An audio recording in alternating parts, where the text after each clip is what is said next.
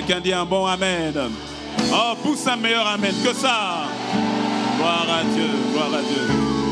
Alors avant que vous ne preniez place, quand je vois ce que Dieu fait en RDC, quand je vois ce qu'il fait dans la francophonie, quand je vois ton beau visage, quand je te vois, je ne peux que rendre gloire à Dieu. Quelqu'un dit un bon amen. Voilà. Et dans aucun schéma humain, je n'aurais cru prêcher à ICC Kinshasa là aujourd'hui. Et je reconnais que le Seigneur utilise ses serviteurs pour créer des brèches là où il n'y en a pas.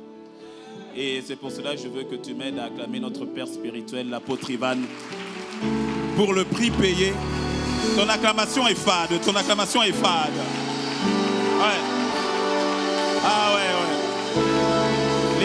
Les pères sont là. Les pères sont là pour propulser les fils. Et bénis le Seigneur quand il te donne un père qui t'envoie de l'avant. Dis-moi un bon amen. Et nous avons vraiment la grâce. Vous savez, il faut bouger. Je sais que tu apprécies. Quand tu bouges, tu apprécies. Tu ne peux qu'apprécier les pères spirituels qu'il nous donne. Et vraiment, il nous a donné un bon père. Dis-moi un bon amen. Ah, dis-moi un bon amen. Et comme le Seigneur ne fait rien à moitié, il vous a donné de bons parents ici à ICC Kinshasa. Alors, permettez-moi de prendre le temps vraiment d'honorer le Seigneur pour Pasteur Ghislain et pour Pasteur Rosie. Vraiment.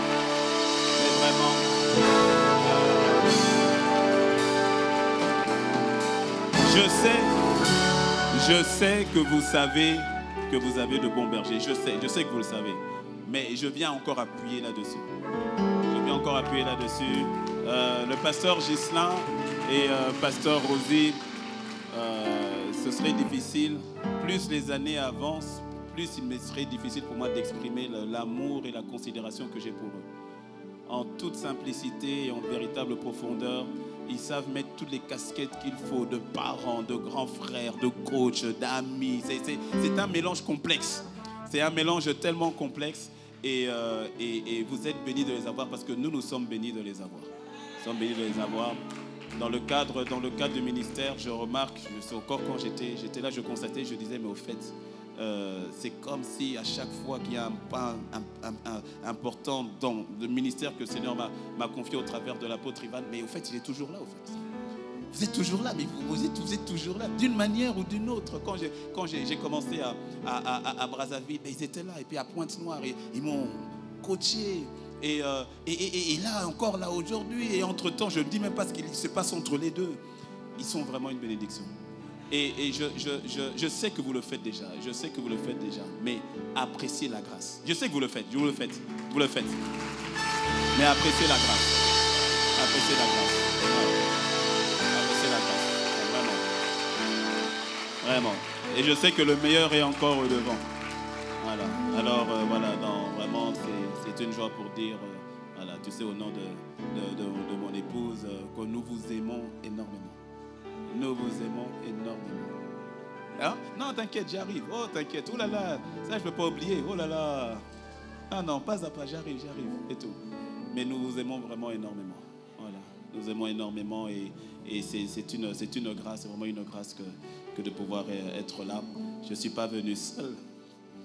Je suis venu avec mon épouse. C'est sa première fois en RDC. Est-ce que tu peux acclamer le Seigneur pour mon épouse, pour mon amie, ma confidente, ma femme, ma copine, ma maman. Voilà, tout cela.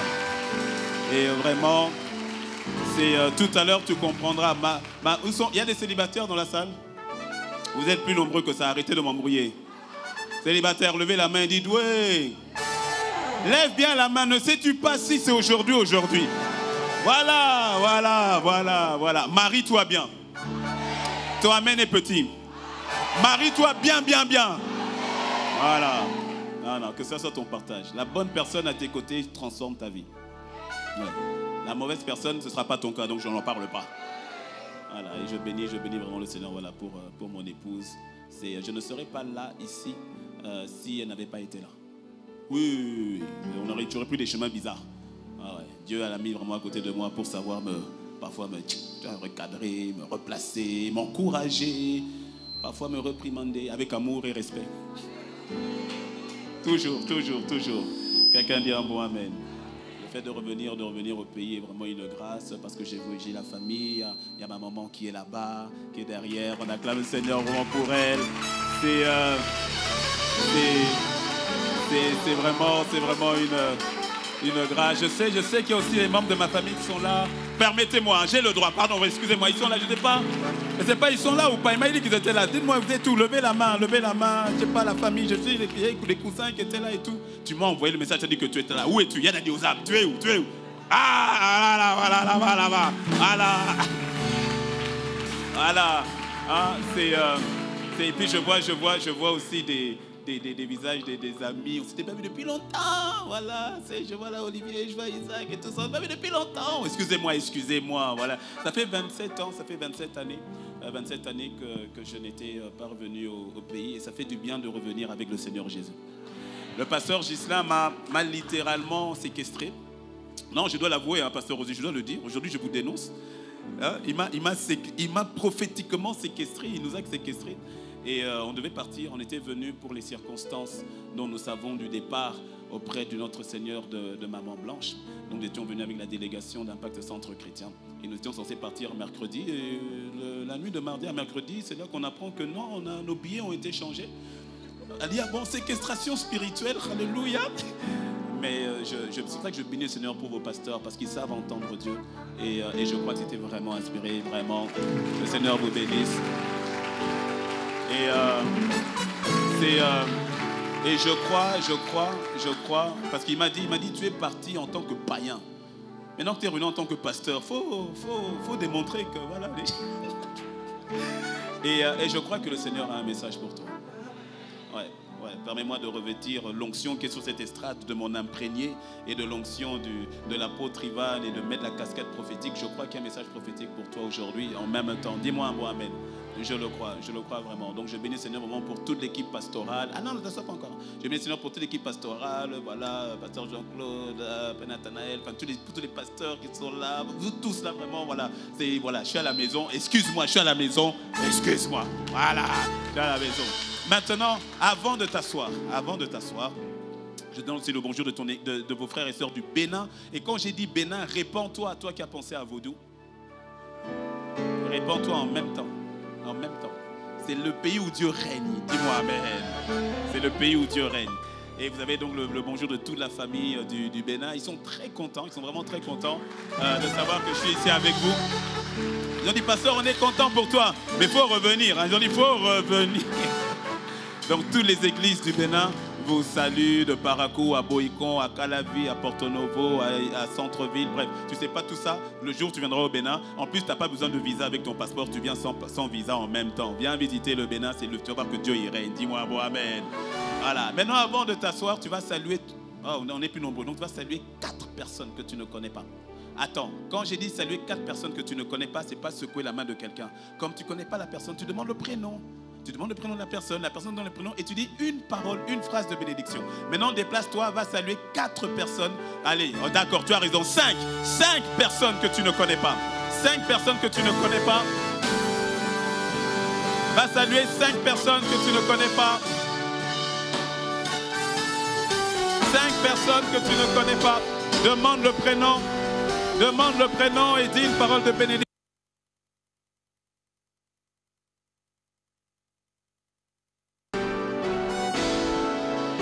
Va vers 5 personnes que tu ne connais pas. Tu demandes le prénom. Demande le prénom de la personne avec le sourire. C'est quand seulement tu as salué 5 personnes que tu peux t'asseoir. Si tu n'en as pas salué 5, tu ne t'assieds pas. Tu vas rester debout avec moi. Wow.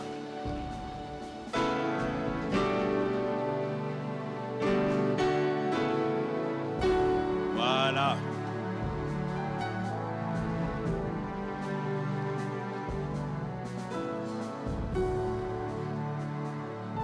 Gloire à Dieu. Dis avec moi, gloire à Dieu. Oh, dis un meilleur gloire à Dieu. Ok, nous allons lire 2 textes. On va prendre 2 textes de base. Dans le livre de Timothée, 2 Timothée 4, versets 7 à 8. Et on va commencer par le psaume 92, verset 12. On va prendre le psaume 92, verset 12. Et ensuite, nous lirons 2 Timothée 4, versets 7 à 8, qui est vraiment le texte de base. Mais commençons par le psaume 92, verset 12. « Enseigne-moi à bien compter nos jours, afin que nous appliquions nos cœurs à la sagesse. » Ce psaume, c'est un psaume, ce n'est pas le psaume de David, c'est un psaume de Moïse. C'est Moïse qui parle ici. Et il dit, enseigne-moi à bien compter nos jours, afin que nous puissions appliquer notre cœur à la sagesse. La version parole de vie du même passage le dit ainsi, notre vie est courte. Dis à ton voisin, ta vie est courte. Celui qui te parle, c'est celui qui va mourir à l'âge de 120 ans. Ok? Mais il dit, notre vie est courte. Notre vie est courte. Notre vie est courte et fais-nous comprendre cela. Intéressant, notre vie est courte, mais c'est comme si nous n'en sommes pas conscients. C'est comme si nous ne le réalisons pas. C'est comme si nous ne le savons pas. Nous le disons peut-être, mais est-ce que nous en sommes conscients? Alors il prie, c'est une prière, il dit, fais-moi comprendre cela. Donne-moi de le réaliser. Donne-moi de le voir, non pas par moi-même, mais au travers de tes yeux. Donne-moi de le saisir au travers de toi. Donne-moi de le capter au travers de toi. Je veux saisir cette réalité qu'au fait, ma vie sur terre, elle est courte. Et ensuite, il dit, donne-moi de le saisir afin que je puisse, que mon cœur soit rempli de sagesse, que mon cœur applique la sagesse. Tu as besoin, nous ne pouvons pas vivre cette vie sur terre de manière, à la manière de Dieu, sans que, il nous fasse comprendre vraiment la teneur de notre vie, c'est-à-dire, montre-moi quelle est vraiment la longueur de ma vie. Et je vais expliquer parce que c'est le cœur du message. Et puis de deux, il dit, donne-moi la sagesse. Donne-moi la sagesse, donne-moi de comprendre, donne-moi d'appliquer maintenant la sagesse par rapport à la révélation ou la compréhension que tu me donnes par rapport à ma vie. Et c'est là maintenant on vient au deuxième texte. L'apôtre Paul, 2 Timothée 4, versets 7 à 8. L'apôtre Paul va dire, j'ai combattu le bon combat. J'ai achevé la course. Troisièmement, il dit, j'ai gardé la foi. Verset 8, il dit, désormais donc, la couronne de justice m'est réservée. Et il va dire, le Seigneur, pas le Sauveur, le Seigneur, pas l'agneau de Dieu, le Seigneur, pas le roi, mais le Seigneur, le juste juge. En ce jour-là, il me donnera cette fameuse couronne. Pas seulement à moi, mais aussi à tous ceux qui auront aimé son avènement. Waouh! Le message que le Seigneur m'a mis à cœur, dans la continuité du message du pasteur Ghislain sur le fait de se focaliser sur l'essentiel qu'il a apporté dimanche dernier, et aussi dans le contexte, sans sortir un peu du contexte actuel, avec au niveau du corps de Christ, qui s'est passé par rapport au départ de Maman Blanche, en toute transparence, je voudrais, je ne vais pas dire surfer, ça peut être mal compris, mais je voudrais appuyer et aller dans le sens de ce que le Seigneur, je crois, est en train de dire à l'Église. De ce qu'il est en train de nous parler, de nous interpeller, et surtout pour nous, Église au Congo. Et donc pour nous, ICC Kinshasa. Quelqu'un dit un bon amen. Bon, le titre de mon message, c'est « Ne te trompe pas de ring. Combat le bon combat de la foi ». Dis à ton voisin, ne te trompe pas de ring. Combat le bon combat de la foi. Tu vois, non, le ring pour la boxe. Le combat se fait dans un ring. Ne te trompe pas de ring parce que tu vas comprendre qu'il y a beaucoup de rings. Tu vas comprendre qu'il y a beaucoup de combats. Mais combat le bon combat. Parce que tu vois, il n'a pas dit un combat, il a dit le combat. Il dit combat le bon combat de la foi. Dans la vie, tout le monde combat. Est-ce que tu le sais? Je sais que tu le sais parce que toi-même tu combats. Dans la vie, tout le monde combat. Dans la vie, tout le monde se bat. Déjà, dès que tu es arrivé sur terre, la bataille a commencé. Tu es arrivé, tu étais tranquille et puis, on t'a tapé sur les fesses. Pourquoi? On t'a dit petit, il faut pleurer. Ah, c'est comme ça la vie, on dit oui, c'est ça la vie, pleure d'abord. Quand toi tu vas pleurer, nous on sera contents. Donc tu es arrivé sur terre, on t'a d'abord fait pleurer. Et en fait, qu'est-ce qui fait pleurer l'enfant? C'est le fait que tous ne pleurent pas forcément, mais la majorité pleure. Pourquoi? Parce que c'est le fait que les bronches s'ouvrent au niveau des poumons et l'air qui rentre, c'est ce premier bonjour avec l'air qui crée une certaine douleur et qui fait que l'enfant pleure. Mais cette douleur-là est une bonne douleur parce que ça nous montre que l'enfant est prêt à vivre maintenant dans notre monde. Donc dès que tu arrives, il y a déjà un combat. Tu verras, c'est pour ça que les enfants, toi, ils commencent déjà avec les poings fermés. Tu as remarqué? Quand ils arrivent déjà, les poings déjà fermés. C'est comme si, qui me cherche, Il y a un combat. On se bat pour avoir une bonne santé. On se bat pour avoir une bonne famille. On se bat pour se marier. On se bat pour garder le mariage. On se bat pour avoir des enfants. On se bat pour garder les enfants. On se bat pour avoir un travail. On se bat pour avoir le diplôme. On se bat pour avoir une promotion. On se bat pour garder la promotion. On se bat pour avoir de l'argent. On se bat pour avoir de la nourriture sur la table. On se bat pour garder la santé. On se bat. La vie est un combat. Donc, la question n'est pas de savoir si tu es dans un combat parce que tu l'es déjà. La vie est un combat. Et non, l'apôtre Paul va le dire. C'est pour ça qu'il dit, il fait le résumé de sa vie. Il dit, j'ai combattu. Mais le bon combat.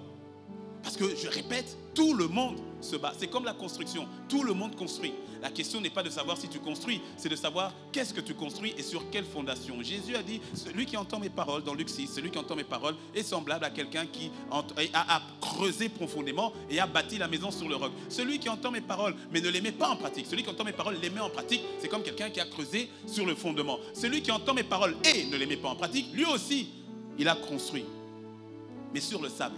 Donc, la construction, ce n'est pas un problème. Mais ce n'est vraiment pas un problème. Bâtir, ce n'est pas un problème. Se battre, ce n'est pas un problème. Tout le monde le fait. La question qu'il faut se poser, tu bâtis sur quelle fondation? Et tu construis quoi? Tu te bats sur quel ring? Et tu te bats pourquoi? Voire pour qui? Parce que tout combat va emmener un résultat. Toute construction emmène un résultat. Et tout combat emmène aussi des coups. Quand tu te bats, tu donnes des coups, mais tu en reçois aussi. Donc, qui dit combat, dit souffrance. Qui dit combat, dit aussi blessure.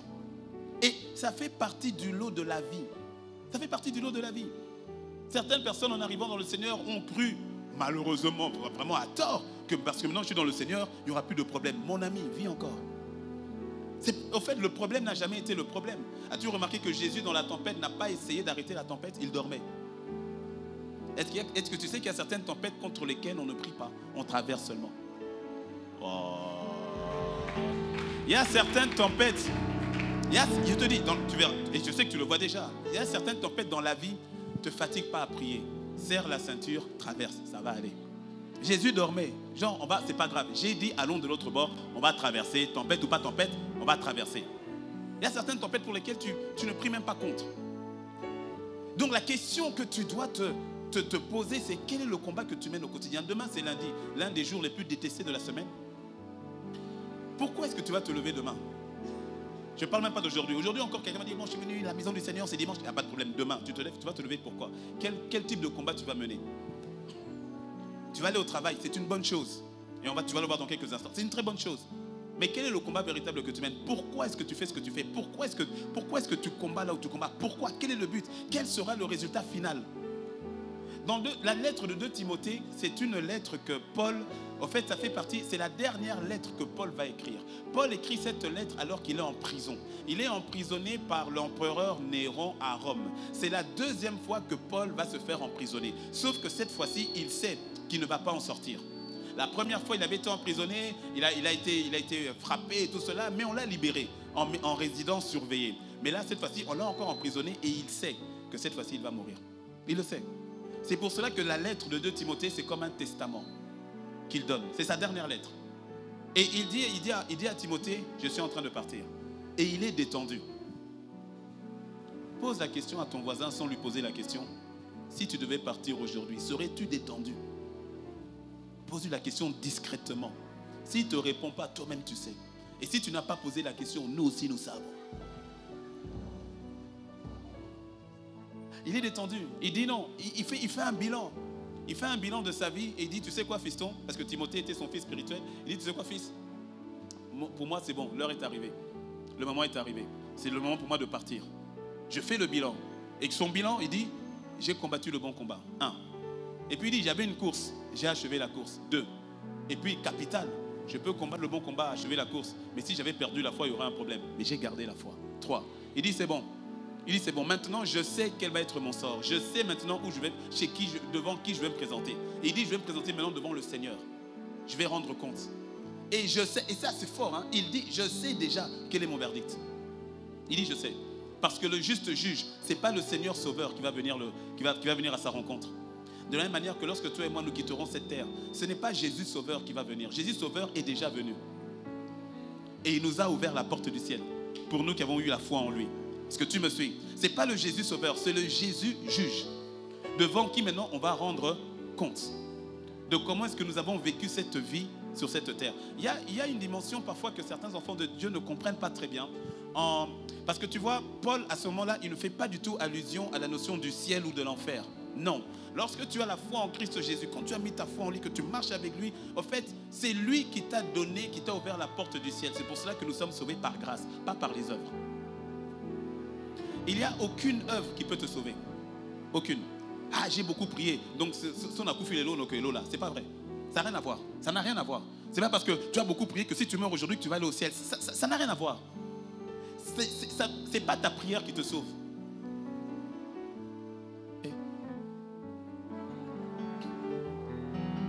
Oh. Je vais le redire plus lentement. Nalobi, hein. C'est pas ta prière qui te sauve. Oh.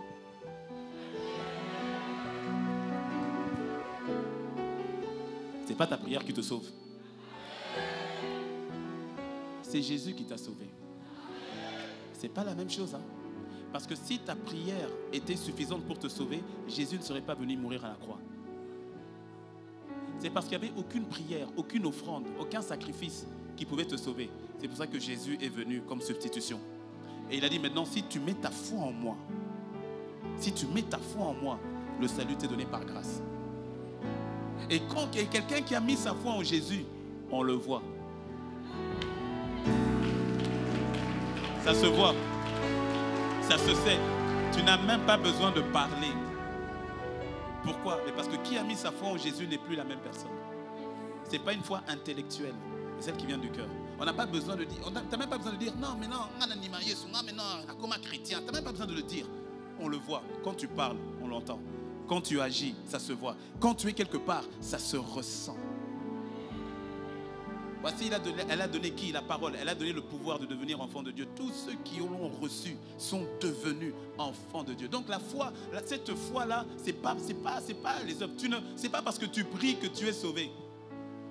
C'est parce qu'il t'a sauvé que tu pries. C'est pas la même chose, hein? C'est pas parce que tu jeûnes que tu iras au ciel. C'est parce qu'il t'a sauvé maintenant que tu jeûnes. C'est pas ta prière qui t'a sauvé. C'est Jésus seul qui t'a sauvé. Notre foi est enracinée en lui. Et parce que nous avons foi en lui, les œuvres se voient. Ma manière de penser, ma manière de parler, ma manière d'agir. Le péché ne me dit plus rien. Je ne suis plus dedans. Et si je pêche, ce n'est plus que je suis dans le péché. C'est je me répands, je me relève et j'avance. Dis-moi un bon amen.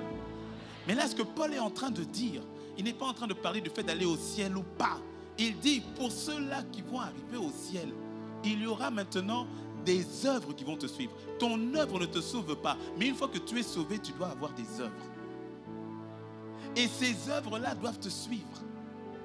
Et c'est là maintenant où le juste juge, il vient et puis il va faire les comptes. Pour voir, ok, comment as-tu vécu la vie que je t'ai prêtée? Est-ce que tu as vécu pour tes propres intérêts ou pour mes intérêts? Est-ce que tu as combattu le combat que je t'ai donné ou tu es allé chercher palabre dans des combats où je ne t'ai jamais envoyé? C'est là maintenant où Paul est en train de faire le bilan en disant toute ma vie. Parce que Paul là, il a 35 ans de ministère quand il écrit cette lettre. Ça fait 35 ans qu'il est dans le ministère. Et il dit depuis que j'ai rencontré le Seigneur sur le chemin de Damas, toute ma vie, je n'ai fait que combattre le combat qu'il m'a donné à combattre. Le combat de la foi. Et il sait qu'il peut se présenter devant Dieu avec cette assurance que je n'ai pas fait de hors-sujet. Parce que tu vois, si on ne prend pas le temps de s'arrêter comme le Saint-Esprit nous donne de le faire là maintenant. C'est juste une pause et puis après ça va repartir dimanche prochain avec le pasteur Gislain, ça va repartir. Mais juste une pause pour conscientiser. Si tu ne prends pas le temps de t'arrêter et de te poser les bonnes questions, en fait, quel combat je livre? Oh, là, ce que je fais, mon quotidien, jour après jour. Aujourd'hui, j'ai 30 ans, j'ai 50 ans, j'ai 20 ans, j'ai 15 ans, j'ai 75 ans. En fait, j'en suis où exactement? Où? Si je dois faire le bilan, si Jésus revenait aujourd'hui, ou si je partais vers lui aujourd'hui, parce que tu sais, la vie, on n'a pas maîtrise. Hein? Personne ici n'a signé son acte de naissance. Personne ici ne signera son acte de décès. La vie. Non, des fois on est trop orgueilleux avec la vie. Hein? Non, moi comme disait le pasteur Gislain dimanche dernier, hein? Oh, je ferai tel projet, j'irai là-bas, je ferai ceci, j'accomplirai ceci. Sois calme. Dis si Dieu veut. Sois calme. Dis si Dieu le permet, sois calme. La vie, on n'a pas la maîtrise. On n'a pas la maîtrise sur la vie, on n'a pas. La vie, c'est lui. Pendant que tu es là, tu me regardes. Il y a sur ton front, il y a déjà une date arrêtée. Pendant que tu es en train de... Regarde-moi. Il y a une date. Il y a une année. Il y a un mois. Il y a un jour. Il y a une heure qui est déjà arrêtée sur ta tête. Le jour où, si Jésus ne revient pas avant, le jour où tu vas quitter cette terre. Ça va arriver. Oh. Il y a quelqu'un qui est en train de dire au nom de Jésus. Au nom de Jésus quoi? Ça va arriver. Ça arrivera.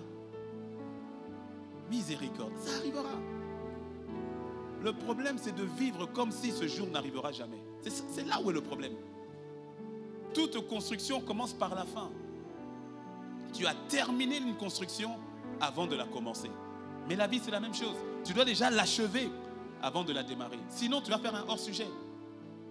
Et assure-toi de la terminer avec le véritable architecte qui est Dieu lui-même.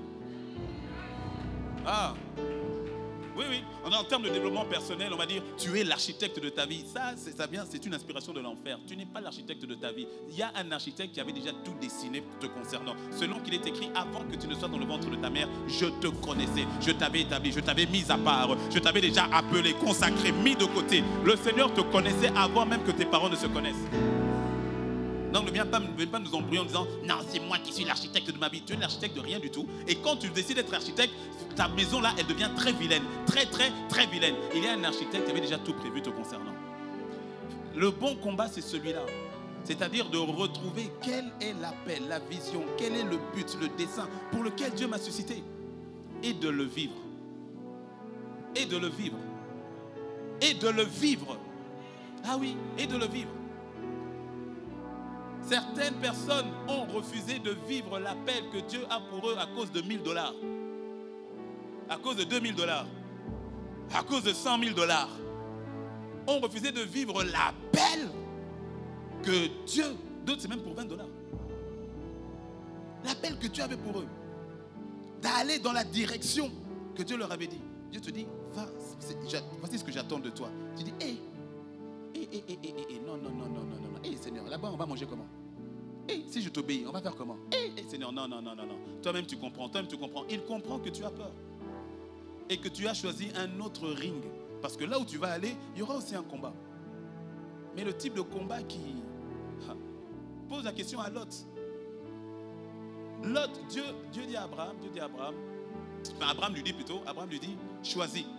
Il faut qu'on se sépare, c'est plus possible, il faut que tu choisisses. Lot, Atali, il regarde. Avec un manque de respect pour son oncle quand même, qui était comme son père. Il va prendre la partie la plus verte.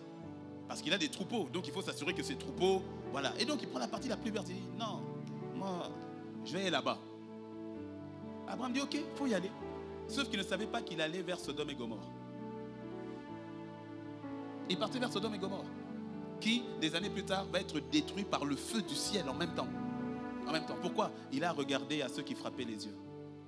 Il a regardé à ceux qui étaient attrayants. Il a regardé à ça et dit, ah, non.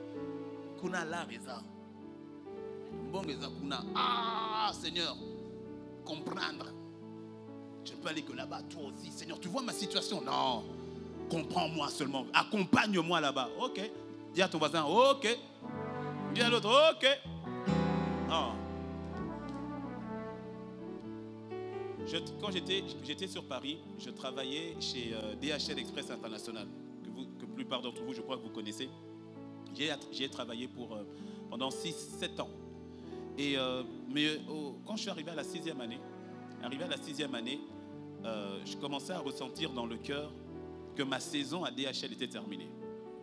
Et je sentais le Seigneur me dire, il faut quitter. J'ai dit, hé Seigneur, c'est un CDI. La conjoncture actuelle, c'est pas vraiment très bien de quitter comme ça. Là, c'est la sécurité.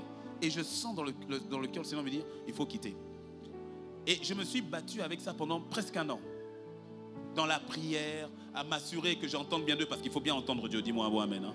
Ah, il faut bien entendre Dieu, il faut entendre Dieu. Mais là, ça devenait de plus en plus évident que c'était lui qui me parlait. Bref, pour faire l'histoire très courte, je me souviens, nous sommes en juin 2010, et j'en parle à mon épouse, et je lui dis, écoute, j'en avais déjà parlé avec elle, on en parlait, mais en juin 2010, de mémoire, il y avait l'apôtre Ivan qui avait fait venir feu Dr Miles Monroe, pour ceux qui connaissent, qui était venu à Paris. Et c'est comme s'il était venu que pour moi, parce que tout ce qu'il disait là, ça me concernait. Dieu est ta source, il est ton pourvoyeur, c'est lui. Ne reste pas dans l'emploi, il faut que tu rentres dans le travail. L'emploi, c'est pour payer les factures. Le travail, c'est faire ce que Dieu demande que tu fasses. Il faut que tu fasses, que tu agisses. Ça me bousculait. Puis il dit, Seigneur, c'est bon, on va y aller. Mais ça, quand le c'est bon, là, c'est venu à force d'écouter la parole, parce que la foi vient de ceux que l'on entend. Je fais une parenthèse. N'aie pas honte de ne pas manifester encore la foi totale que tu dois manifester. Qu'est-ce que tu dois faire? Quand il y a des doutes, quand il y a des craintes par rapport à la voix de Dieu, n'agis pas tout de suite. Va t'enraciner dans la foi. C'est-à-dire, expose-toi à sa parole. Expose-toi à ce qu'il dit. Parce que la foi vient de ce que l'on entend. Laisse la parole venir jusqu'à ce qu'à un moment tu dises, c'est bon. À un moment donné, tu dis, non, c'est bon, là c'est bon. Seigneur, là maintenant c'est bon. Parce que beaucoup se condamnent eux-mêmes en disant, Dieu m'a parlé, mais j'ai peur. Et donc tu restes dans le doute et tu dis, comme j'ai peur, Dieu m'a disqualifié. Non, va dans la foi, grandis dans la foi avec la parole. Écoute, réécoute, lis la Bible, médite dessus, réécoute une prophétie qui t'a été donnée, réécoute un message, reste dedans. Pourquoi? Tu dois grandir, jusqu'à un moment donné, ta foi, tu dis, ok, tout à coup tu dis, c'est bon. Dis-moi un bon amen. Et à un moment donné, ça fait, c'est bon. Puis je dis à mon époux, je dis, c'est bon. C'était fin juin. J'ai dit, j'en parlerai à mon manager, mais en septembre, parce qu'il y a les vacances. Et Dieu, c'est comme ça. On arrive à la semaine, c'était un jeudi, dernier jeudi du mois de juin 2010, je me rappellerai toujours. La directrice de DHL France vient dans notre agence. Elle n'était jamais venue dans notre agence. J'ai la directrice de DHL France qui vient dans notre agence, accompagnée donc d'un de ses managers qui est mon N+2. Et puis il y a mon manager qui est là aussi, N+1. Et donc j'ai la directrice N+2, N+1 dans l'agence. Il se retire un instant et puis ils me font appeler. Et la directrice en live, qui me donne une promotion, live. Elle me dit, je sais que on m'a dit vraiment de bonnes choses de toi, tu es un très bon élément, ton manager ne fait que des éloges te concernant et j'ai besoin de renouveler mon équipe, d'agrandir mon équipe, donc tu me rejoins au siège. Tu vas être avec moi au siège et de toutes les manières, tout est déjà ok, mais fais une lettre de motivation et un CV parce qu'il faut qu'il y ait une traçabilité au niveau de la RH, mais c'est bon, c'est moi la directrice, je te prends en septembre, tu commences avec moi, c'est bon. Et j'étais comme ça, je regardais la directrice. Tu sais pas tu sais pas vraiment quoi penser. Tu dis, Dieu, est-ce-toi? Mais après, comme les maths, tu sais, des fois, même si tu n'es pas bon en maths, il y a certaines choses pour lesquelles tu sais bien calculer. Là, j'ai calculé mon salaire très vite. Parce que mon salaire doublait. Et comme c'était un poste commercial, je pouvais le tripler. J'ai dit, la bénédiction de l'Éternel qui enrichit, qui ne se fait sur aucun chagrin. En même temps, j'ai dit, je reviens à mon poste, j'appelle mon épouse. Je dis, bébé, tu sais quoi? Non, Dieu est fort, écoute ça. La directrice, elle n'est jamais venue. Bref, elle est venue. Je lui raconte l'histoire. Et de l'autre côté, mon épouse qui ne parle pas. Pas bon signe. Elle ne parle pas. Je dis, tu vois, non, mère, où elle ne parle pas, c'est suspect. Elle dit rien. Moi, je dis, c'est pas bon. Et puis à un moment donné, elle dit, ok, j'ai entendu. Et puis elle me dit, mais alors qu'est-ce que tu fais par rapport à la parole que Dieu t'a donnée? Il dit, c'est-à-dire, non, tu m'as dit que, Dieu a dit que,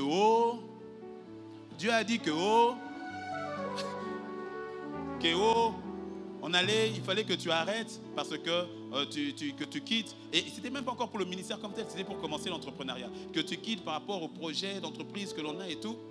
J'ai dit oui, mais peut-être que Dieu a vu Dieu seulement dans notre cœur. Que nous étions bien disposés. Et donc, il a incliné le cœur de la directrice pour que nous puissions mettre de côté de l'argent. L'argent. Dis pas à ton voisin l'argent. Maman. Et donc, je me suis dit que non, certainement, tu vois, qu'on puisse mettre de côté. Elle me dit, mais si tu acceptes. Donc ça veut dire qu'on ne va pas quitter maintenant. Parce que je te connais, tu es loyal. Tu ne vas pas accepter aujourd'hui pour après dire dans 3 mois, dans 6 mois que tu démissionnes. Donc ça veut dire qu'on est parti au moins pour 2 ans et tout. Et puis, et là tu sais, c'est comme un match de boxe. Elle enchaîne. Tu veux parler, elle enchaîne. J'arrive pas à remettre, elle enchaîne. Et puis après, elle m'a fait un uppercut. Elle me dit, mais ce n'est pas toi qui m'as toujours dit que toute porte ouverte n'est pas forcément ouverte par Dieu.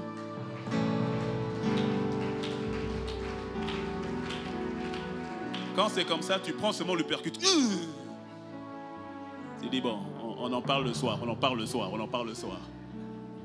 on n'en a même pas parlé. Parce que je savais qu'elle avait raison. Que le Saint-Esprit avait parlé au travers d'elle. Le lendemain, je viens, je décline. Ouh là là, tu viens, tu déclines. C'était chaud, c'était compliqué. Pour faire l'histoire courte, au final, j'ai décliné. Au final, j'ai démissionné. Et c'est intéressant parce que quand tu démissionnes, tu te dis, comme j'ai obéi, les choses maintenant, ça va aller. Tu te dis, comme j'ai obéi là, non. Là maintenant, je sens maintenant le tapis rouge qui va être déballé devant moi. On va faire des exploits. Et c'est comme si quand tu as obéi, c'est comme si celui à qui tu as obéi t'a oublié. Est-ce que je parle à quelqu'un? Oh, je parle aux bonnes personnes. Je ne suis pas seul. D'accord, ok. Tu obéis. Mais c'est comme si il t'a lâché. Les situations s'empirent. Les situations deviennent compliquées. Avec cela s'enchaîne la notion de la mission. À l'époque, qui avait commencé à Brazzaville, c'était une cellule. Ce n'était pas le palais de gloire qu'on voit aujourd'hui avec l'apôtre Yves. Au départ, c'était une cellule, une trentaine de personnes. Tu quittes ton Plessis-Trévise, là où j'habitais, en banlieue parisienne. Et puis, paf, tu arrives à Mukondo. Sans transition. Si, transition Addis Abeba, Ethiopian Airlines. Et c'était compliqué. Et les situations compliquées. Financièrement, n'en parlons même pas. Je dis, Seigneur, il y a quoi? J'ai fait quoi? Je t'ai fait quoi? À un moment donné, je me rappelle, je suis à Mukondo, à Brazzaville. Je suis en train de négocier un taximène qui est en train de m'insulter parce que moi, j'ai un budget de 1000 francs et lui, il veut 1500 francs. Et il est en train de m'insulter. Il y a la poussière, il y a la sueur. Et à un moment donné, j'ai dit, mais Teddy, tu fais quoi ici? Il y a quoi? Faut rentrer. Il y a ta voiture là-bas. Il y a quoi? Faut rentrer. Il y a ta femme et ta fille qui t'attendent. Faut rentrer. Tu fais quoi ici? Dis à ton voisin, combat le bon combat.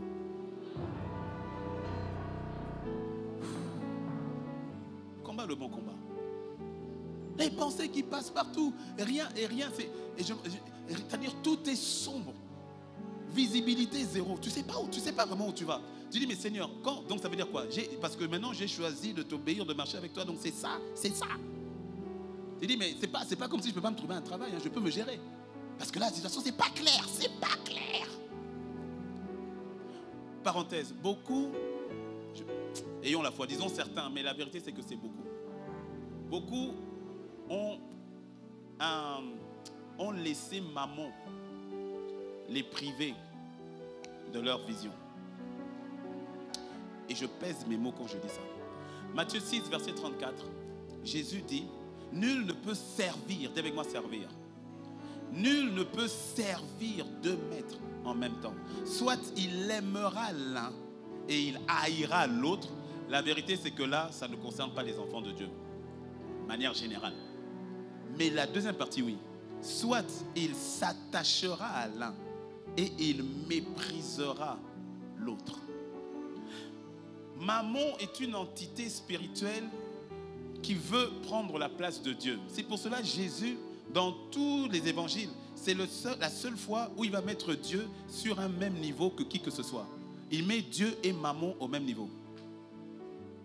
Nul ne peut servir deux maîtres. Et le mot servir, c'est le même mot qu'on utilise pour adoration. Tu te rappelles dans le désert, quand tout justement Satan va tenter Jésus avec Mammon, en lui présentant tous les royaumes, toute la richesse. Et qu'est-ce que Jésus va dire arrière de moi? Il va dire, il est écrit que tu n'adoreras et ne serviras. C'est le même mot, servir. Que l'Éternel, ton Dieu seul. C'est-à-dire que Satan est venu tenter Jésus pour le faire un hors-sujet de sa vie en lui proposant les richesses de ce monde. Afin que Jésus fasse un hors-sujet. Et Jésus lui a dit, tu n'adoreras et ne serviras. Mammon se présente comme Dieu en te disant, tu vas faire ce que moi je dis que tu vas faire. Si je te dis non, c'est non. Si je te dis tu n'as pas les ressources, tu n'obéis pas à Dieu. Tu n'obéis à Dieu qu'en fonction des ressources que moi je te donne. Ça c'est Mammon. Il veut prendre la place de Dieu. Il vole beaucoup de grâce et de vision sur la vie de plusieurs. À cause de la considération financière, à cause des richesses, et Mammon a plusieurs facettes et plusieurs tombent dans ce piège et font un hors-sujet. Se retrouvent à faire des choses qui ne sont pas mauvaises en soi, mais qui bien souvent ne sont pas ce que Dieu te demande. Je sais, là maintenant je sais que c'est une onction de calmitude. L'onction de la calmitude, c'est lorsque ton voisin n'arrive plus vraiment à acclamer parce qu'il est en profonde réflexion et c'est une bonne attitude, ça ne me dérange pas.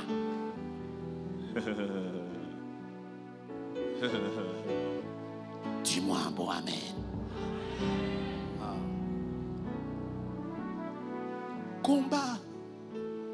Le bon combat. Le bon combat. C'est ainsi que même certaines personnes, ne baissent pas la tête parce que je vais parler de toi, c'est ainsi que certaines personnes même on arrive à dire, Seigneur tu sais, vraiment moi te servir, non, mais par contre je vais avoir beaucoup d'argent que j'enverrai pour l'œuvre. Baisse pas la tête. À savoir que d'autres personnes c'est exactement là où Dieu les attend. Est-ce que tu me suis? À savoir que d'autres personnes c'est véritablement cette grâce là qu'ils ont. Ah oui, oui, oui. Cette notion de libéralité, de capacité à pouvoir générer de l'argent et ils servent vraiment Dieu avec leurs finances. Mais d'autres se cachent derrière ça. C'est pas moi, il m'a envoyé pour te parler, je suis désolé. Ouais. Pourquoi? Mais parce que nous sommes au niveau de l'église, corps de Christ, au niveau mondial, hein, vraiment corps de Christ, et en particulier au niveau du Congo. Nous sommes à une intersection importante, très importante. Jésus revient bientôt. Il revient bientôt. Et il y a beaucoup de soldats qui sont encore civils, qui refusent de combattre. Il y a beaucoup de soldats, mais qui marchent encore comme des civils chrétiens. Là où on les attend sur le champ de bataille. Ils gardent le côté civil, ils gardent les choses en tant que civil. Tu sais, un civil s'occupe des choses des civils. Un soldat décide de combattre. Un soldat sait qu'il y a des sacrifices maintenant qu'il faut faire. Ça, c'est un soldat. Et nous sommes à cette période des temps de la fin où l'église de Christ ressemble à une mariée, mais qui n'a pas des talons, mais des boots militaires. Elle a une robe de mariée avec des boots militaires. Ah. L'épouse qui se prépare pour le retour du Seigneur. Elle n'a pas un bouquet de fleurs, elle a une kalachnikov dans les mains. Ah. Elle est préparée, elle est parée. Épouse, mais guerrière. Ah. Ouais. Ce n'est plus le temps de s'occuper de sa maison lambrisée, de chercher simplement son bien-être. Tout ça là, au fait, ce sont des dommages collatéraux positifs. Ouais. C'est le temps de dire, Seigneur, ton pied, mon pied. Ah. Ce que tu veux, je le ferai. Ce que tu demandes, je l'accomplirai. Là où tu veux aller, j'irai. Ce que tu décides, je le ferai. De pouvoir être de ceux-là qui pourront dire, j'ai combattu le bon combat. Ah. Parce que tu vois, si Paul parle de bon combat, c'est qu'il y a un mauvais combat. Le mauvais combat, c'est vraiment le combat, c'est-à-dire, ça c'est pas toi, non ça c'est pas toi. C'est vraiment le combat qui est inspiré du mal en lui-même, qui est inspiré du péché en lui-même. C'est le combat qui décide à mal faire. Il y a des gens, vraiment il y a des gens qui ont décidé, eux, ils vont gâter l'église, ils vont mal parler des gens, ils vont détruire les familles. Ça, c'est leur combat de tous les jours. C'est leur respiration de tous les jours. C'est leur projet de tous les jours. Le projet, comment tu veux penser que quelqu'un se lève le matin avec le projet de savoir comment je veux détruire l'autre? Aïe! il se réveille en disant quel mensonge je veux dire sur telle personne. Non, ça vraiment, c'est un mauvais combat. Dis à ton voisin, toi, tu n'es pas dedans. Dis-lui, tu n'es pas dedans. Non, dis-lui, tu n'es pas dedans, tu n'es pas dedans. Ça sont des mauvais combats. Et ces mauvais combats vont toujours être, vont trouver une racine toujours au niveau du cœur. Comme j'ai parlé de maman, si c'est maman qui est au niveau du cœur, tu te retrouves dans un mauvais combat.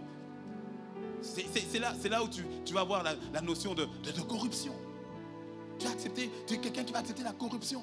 Pourquoi? Mais parce qu'il y a un faux combat dans le cœur. C'est-à-dire il y a une mauvaise fondation dans le cœur. Et donc il va se battre, quitte à corrompre ou à se laisser corrompre. Tranquille. Pourquoi? Parce qu'au fond du cœur, c'est maman. Il ne peut même pas imaginer. Il a tellement peur de perdre. Maman, pourquoi j'insiste sur maman comme ça? Oh, en fait, maman veut tellement, je répète, prendre la place de Dieu. Tu ne peux rien, il veut que tu ne fasses rien sans son aval. Sans son aval. Et donc, quelqu'un est prêt à mentir, mais pour s'assurer d'avoir quelques dollars dans la poche. Que cela ne soit pas ton partage dans le nom de Jésus. Toi, amen les petits. Et dit que cela ne soit pas ton partage dans le nom de Jésus.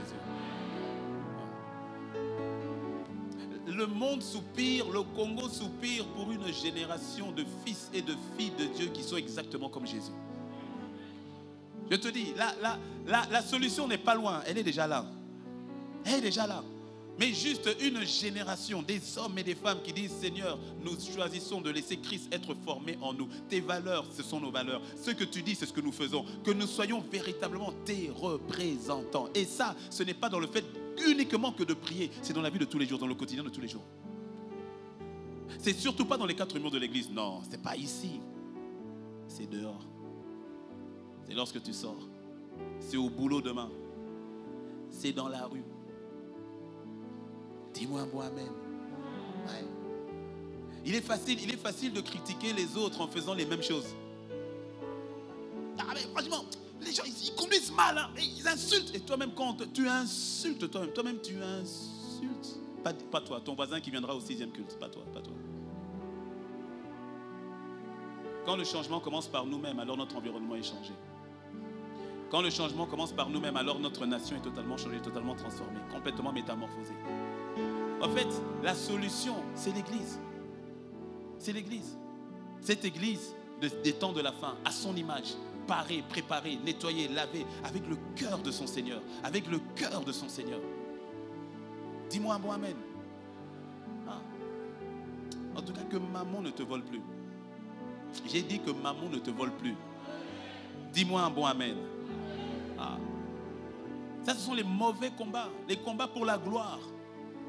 Pour la gloire. Ah, voilà. Qu'est-ce qu'on va penser de moi? Non, il faut que... quand je vais arriver à cette fête-là, il faut qu'on me place bien.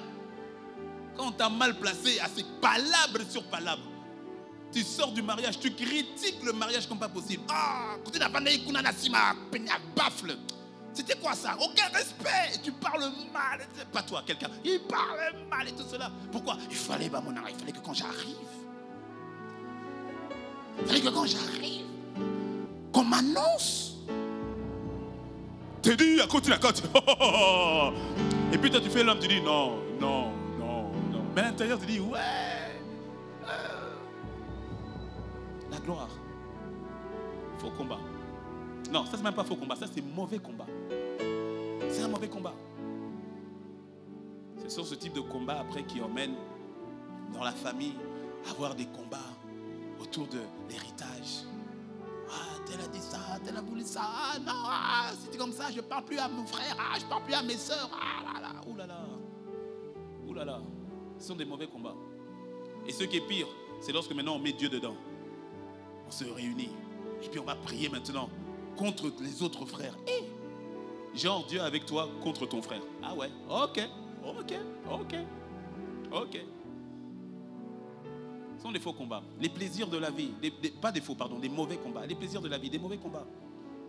Est-ce que tu sais qu'il est très subtil de se servir de Dieu et non de le servir? C'est-à-dire, le peuple d'Israël se retrouve sorti d'Égypte et Moïse est allé sur la montagne et le peuple dit, écoute, à Aaron, ça fait longtemps que Moïse est parti, peut-être qu'il est mort là-bas, peut-être une bête l'a dévoré. Fais-nous un veau d'or. Aaron va rassembler les bijoux et il va créer un veau d'or. Et c'est intéressant parce que Aaron va créer le veau d'or et puis il va dire, voici l'Éternel, ton Dieu, qui t'a fait sortir du pays d'Égypte.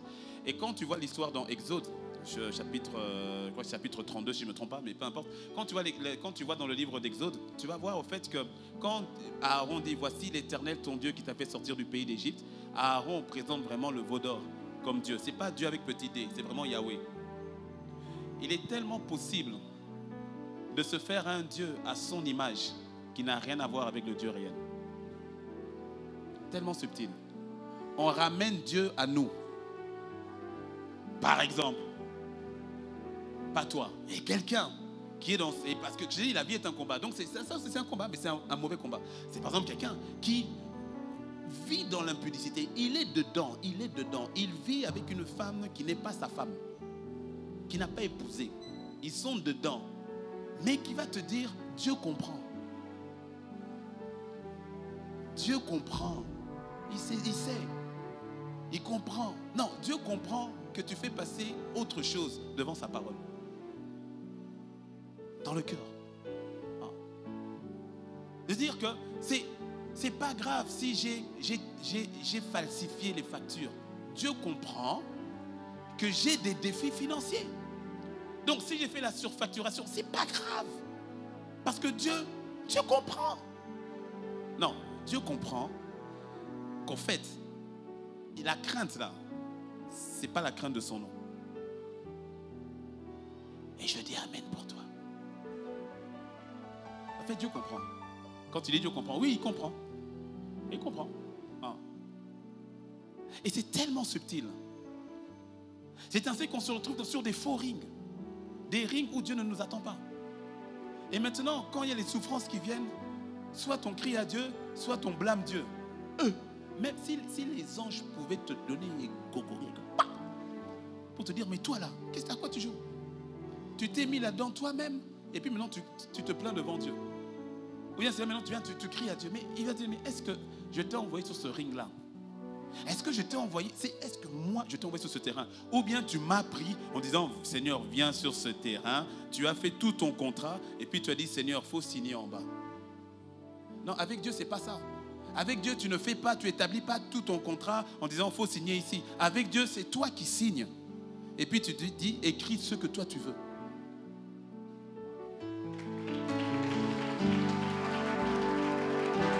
Ah oui. Écris ce que toi tu veux. Il est tellement subtil de se servir de Dieu. On va dire serviteur de Dieu et sans se rendre compte, en fait, Dieu est à notre service. Par exemple, laisse-moi migrer vers maintenant le faux combat. Parce que le faux combat, ça devient un peu plus subtil. Toi, au niveau du faux combat, par rapport au faux combat, c'est toujours encore une fois au niveau du cœur. Mais où tu vas utiliser Dieu pour faire ce qui te plaît, pas ce qu'il te demande. Tellement subtil. Par exemple, c'est quoi aujourd'hui? La date c'est quoi?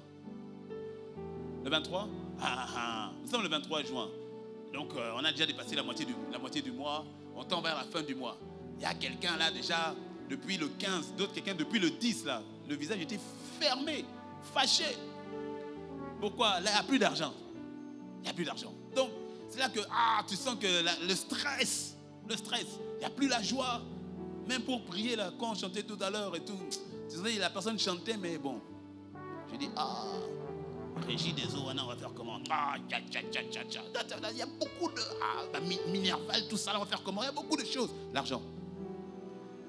Et donc, regarde comment ça peut être subtil. On n'a plus la joie, on n'est plus à l'aise. Alors qu'est-ce qu'on fait? On va devant Dieu. Dis, mais Seigneur, tu vois pas ma situation, mais Seigneur, vraiment, il n'y a plus la joie. Seigneur, j'ai plus la joie. Fais quelque chose. Fais un miracle ici. Envoie l'argent ici. Fais un déblocage là-bas. On a besoin et tout. Et puis Dieu, dans sa grâce, dans sa bonté, dans sa miséricorde, il fait un déblocage. Il y a une somme qui arrive. Il y a un rappel quelque part qui arrive. Bref, l'argent arrive. Et puis quand l'argent arrive, tout à coup, tu es content. Tout à coup, tu es dans la joie. Tu dis, hey! Là maintenant, tout à coup, on te voit adorer.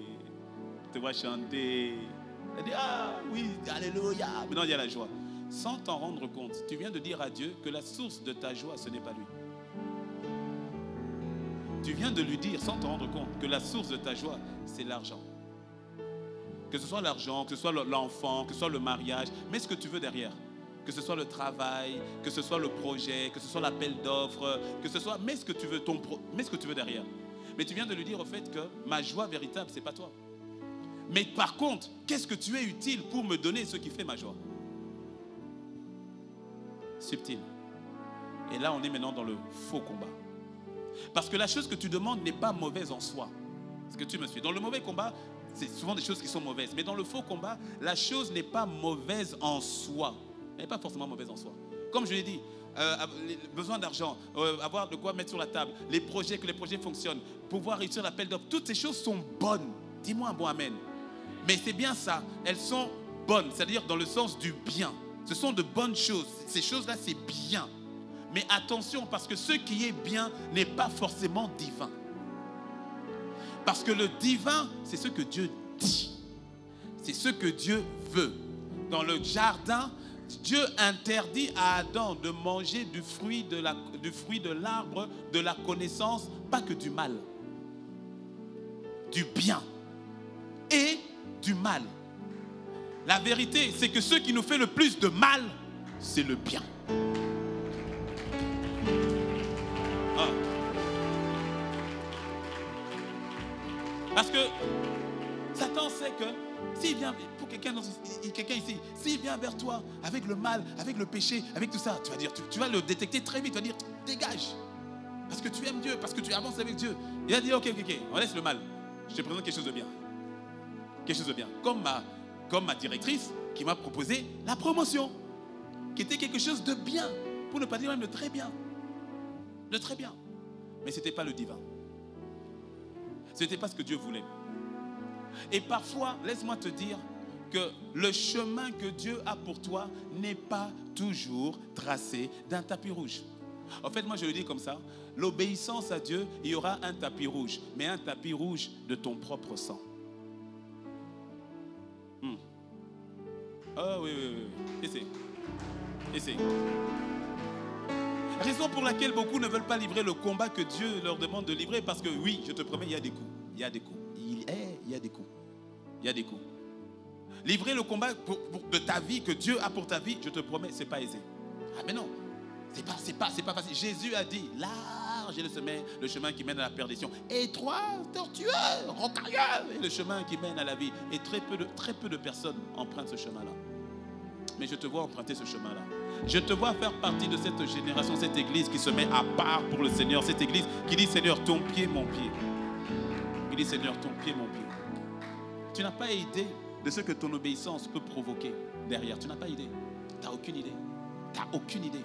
J'aurais accepté cette promotion, je ne serais même pas ici devant toi. Je ne serais pas ici devant toi. Et avoir refusé cette promotion, ce n'est pas comme si derrière c'était un tapis rouge. Je te dis, la situation était pire, mais Dieu était là. Et c'est ça. Je t'ai dit, tu n'as pas signé ton acte de naissance, tu ne signeras pas ton acte de décès. Ça veut dire que ta vie entre les deux, tu vois, ta vie sur terre, au fait, elle est entre les mains de Dieu. Et à toi de décider de la déposer intentionnellement entre ses mains. Mais c'est cette partie que beaucoup ne veulent pas, parce qu'on aime avoir le contrôle. On aime avoir la maîtrise.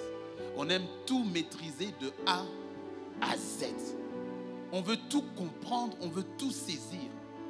Mais comment est-ce que tu veux comprendre Dieu avec 10% de ton cerveau alors qu'il a créé les 90% restants? Tu veux mettre Dieu dans ton cerveau, dans ta compréhension? Tu n'utilises que 10% de ton cerveau. Tu ne peux pas. Il y a une dimension de Dieu où tu es obligé simplement de lui faire confiance, de marcher par la foi. Il y a des fois où ça n'a aucun sens, au sens naturel, mais ça a tout son sens devant lui. Tu comprends au fait que c'est pour cela que c'est là où l'Esprit est en train de parler à quelqu'un, parce que certains d'entre vous, vous êtes déjà dedans, et que le Seigneur te fortifie grave. Mais il veut emmener plusieurs qui n'y sont pas encore. Et parce que marcher dans ce couloir-là, emprunter cette course-là, et je vais bientôt terminer avec la course, emprunter cette course-là, monter sur ce ring-là, ça va t'emmener à véritablement connaître Dieu. Ce n'est plus une théorie. Dieu ne reste plus une théorie. Pourquoi? Parce que là, et quand les gens te lâchent, Non, mais Dieu, c'est plus une question de, ce n'est plus qu'une question que de prière. C'est une relation. Non, Dieu, sois vivant, sois vivant. Parce que là, si tu ne parles pas, si tu n'es pas là, si tu n'es pas à mes côtés, mais ça va être compliqué. Et c'est dans ces moments-là que la relation avec Dieu grandit véritablement. Il y a des rings sur lesquels tu dois monter qui vont t'emmener à le connaître. Ouais. Qui vont t'emmener à le connaître véritablement. Véritablement. Qui vont t'emmener à l'expérimenter véritablement. Ouais. Est-ce que tu me suis? Le faux combat est subtil, je répète, parce qu'il te propose le bien pour divin. Alors que parfois, ce n'est pas le cas. Ce n'est pas le cas. Lorsque je quitte DHL, je démissionne. Et à peine 3 mois après, alors que je suis en train de lancer à peine la structure, c'était une structure d'audiovisuel, je suis en train de lancer cette structure à peine avec tous les entrepreneurs, vous savez, tous les défis qu'il y a au lancement, au début, dans la phase de croissance, de naissance et de croissance d'une entreprise. Et c'est là que le pasteur Yvan, l'apôtre Yvan, il vient et me dit, écoute, on a une mission pour toi. Et tu pars sur Brazzaville. Bon, je savais ce que ça voulait dire. Ça veut dire que mes projets et tout ça, c'est à l'eau. Parce que tu sais que tu ne pourras pas gérer les deux en même temps. Tu ne pourras pas. Et là, tu dis, Seigneur, mais c'est quoi cette histoire encore? C'est quoi cette histoire? Où est-ce que tu m'emmènes? Et je répète, c'est là où ça t'emmène à dépendre. À dépendre de lui. À dépendre de lui. Dans ta vie, il y a ce carrefour où tu ne dois te retrouver que toi et Dieu. Si tu n'y es pas encore arrivé, vis encore. Mais il y a ce carrefour où tu dois te retrouver rien que toi et Dieu, tu vois. Ce carrefour où même les gens ne comprennent pas. Ils ne saisissent pas. Qu'est-ce que tu es en train de faire? Qu'est-ce que tu es en train de dire? Pourquoi tu as décidé de le faire? Si on ne t'a jamais traité un peu de dingue ou de fou à cause de ta foi en Christ, à cause de ton obéissance à sa parole, alors vis encore. Mais il y a un moment donné où à cause de lui, je dis bien à cause de lui, on doit te dire, tu as un problème. Lorsque je quitte Paris, je quitte Paris pour aller sur Brazzaville. Plusieurs personnes n'étaient pas d'accord. Et laisse-moi te dire, à raison. Parce qu'ils ont vu que ce n'était pas bien. Ils disent, mais comment tu vas laisser femmes et enfants sans salaire, sans rien du tout? Et puis tu vas à l'aventure comme ça. Espèce d'irresponsable. Est-ce que tu me suis? Ouais. Mais la vérité, c'est que quand c'était certains frères, certains amis, et ils ne disaient pas pour me faire du mal. Mais au fait, ils avaient mal pour moi étant persuadés que tu prends une décision qui n'est pas bonne. Et la vérité, c'est qu'ils avaient raison. Ma décision n'était pas bonne, elle était divine. Parce que c'est Dieu qui avait parlé. Et c'est là où vient maintenant le faux combat. Est-ce que tu me suis? Le faux combat va te garder dans le bien. Mais pas le bien de Dieu. Le bien de la connaissance du bien et du mal. Et ce bien-là, Dieu dit, je n'en veux pas. Parce que c'est un bien qui est indépendant du divin. Est-ce que tu me suis?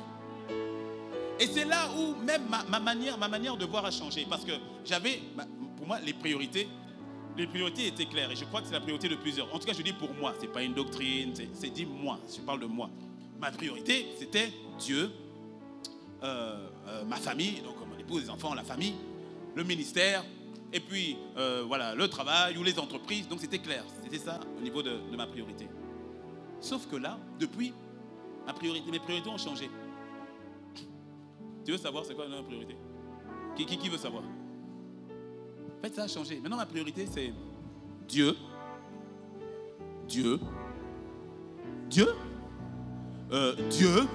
Oh, et encore.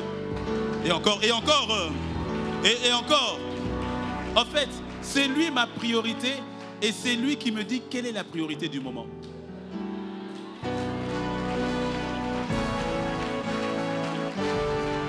Parce que si j'avais gardé ma liste de priorités, jamais je n'aurais laissé Pasteur Nadine avec notre fille Kimia seule à Paris. Jamais. Parce qu'à ce moment-là, la vérité, c'est que sur le plan naturel, c'est comme si j'avais fait passer le ministère avant ma famille. Mais au fait, j'obéissais à ce que Dieu voulait. Donc si j'étais bloqué dans ma liste de priorités, selon moi, je ne serais pas ici devant toi. Est-ce que tu me suis? La priorité maintenant c'est lui, c'est Dieu. À défaut, ma liste demeure, hein, comme ça. Ça c'est la liste à défaut. Mais dans cette liste en fait c'est Dieu qui parle. Parce qu'à un moment donné il va te dire, fais une pause au niveau du ministère, reste pas au niveau de la famille. Ah ok, quand c'est comme ça, l'église, il faut m'oublier. L'église, je dis à Cotonou, oubliez-moi, ne me dérangez pas, ne m'envoyez pas de WhatsApp et tout cela. Pasteur, je dis, laissez-moi tranquille, vous gérez, n'appelez-moi rien que si que l'église brûle, mais elle ne brûlera pas. Donc ça va aller. Pourquoi? Parce que là, maintenant, ma priorité, c'est la famille. Il ne faut pas me déranger, il ne faut pas me déranger. Et puis il y a un moment où, ma femme et mes enfants savent que papa, il est en retraite là-bas, vous n'allez pas voir papa pendant une semaine, c'est comme ça.